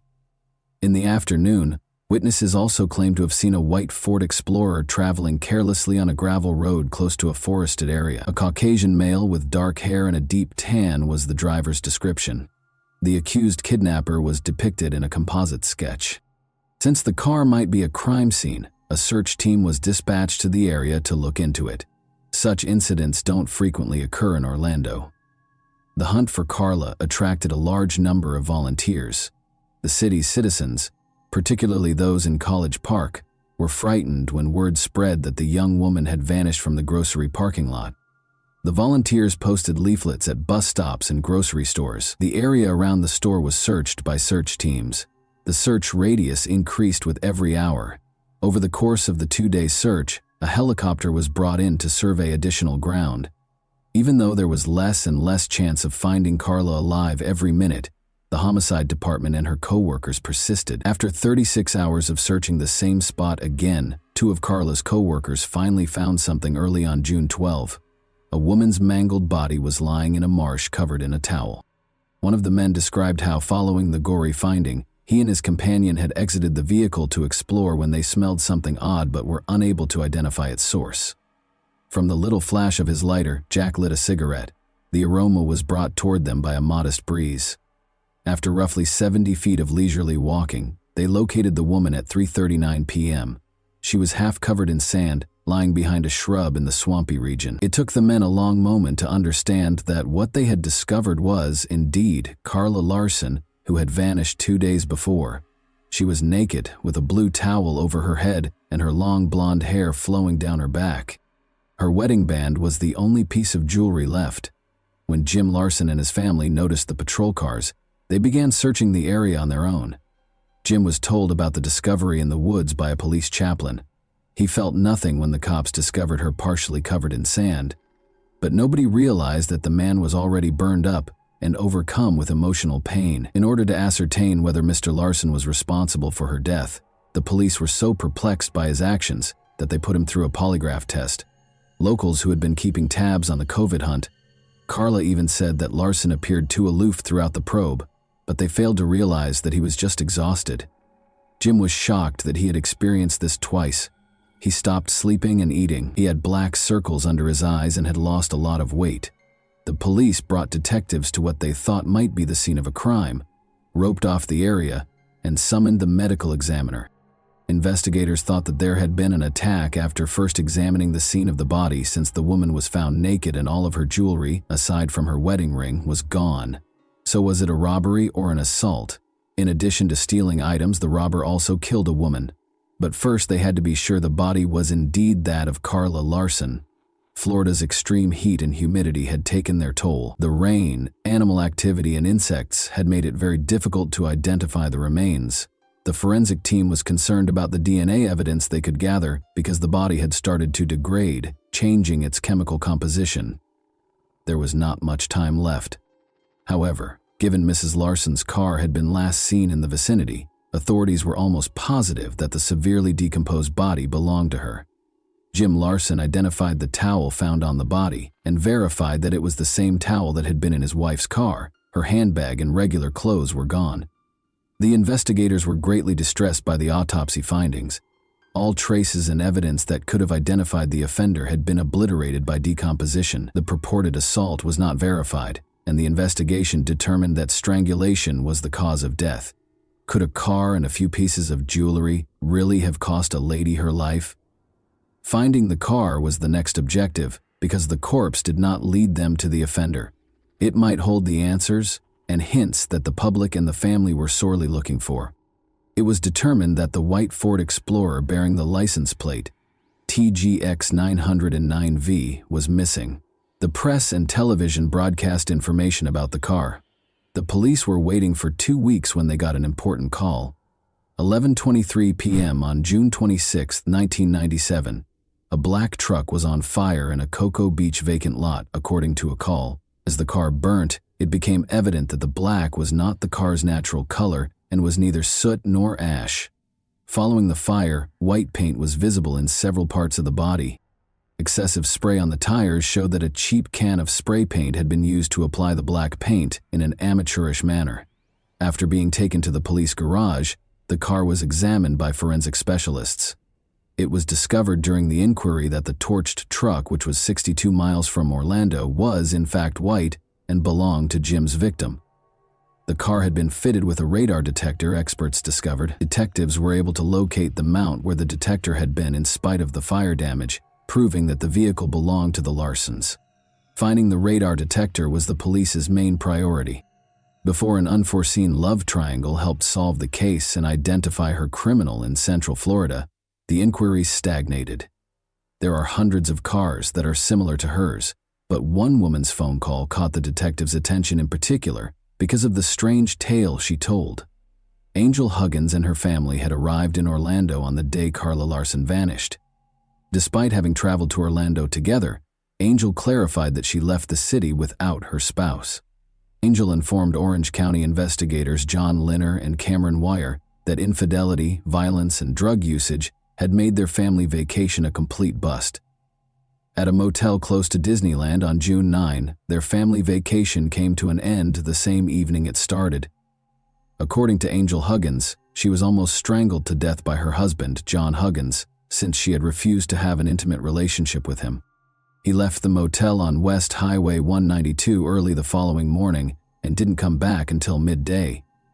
John Huggins drove a white truck that was identical to the victim's car when he arrived at Angel's mother's home in Melbourne. In the midst of their divorce proceedings, Angel was enraged with John for his adultery. John had become engaged with Angel's sister when they were in Melbourne. Tammy also informed the cops that Huggins had been given permission to park the white SUV at John's friend Kevin Smith's residence for a few days. The investigators went to Kevin's house to ask him some questions because they were so intrigued by this narrative. However, his girlfriend answered the door as Kevin wasn't home.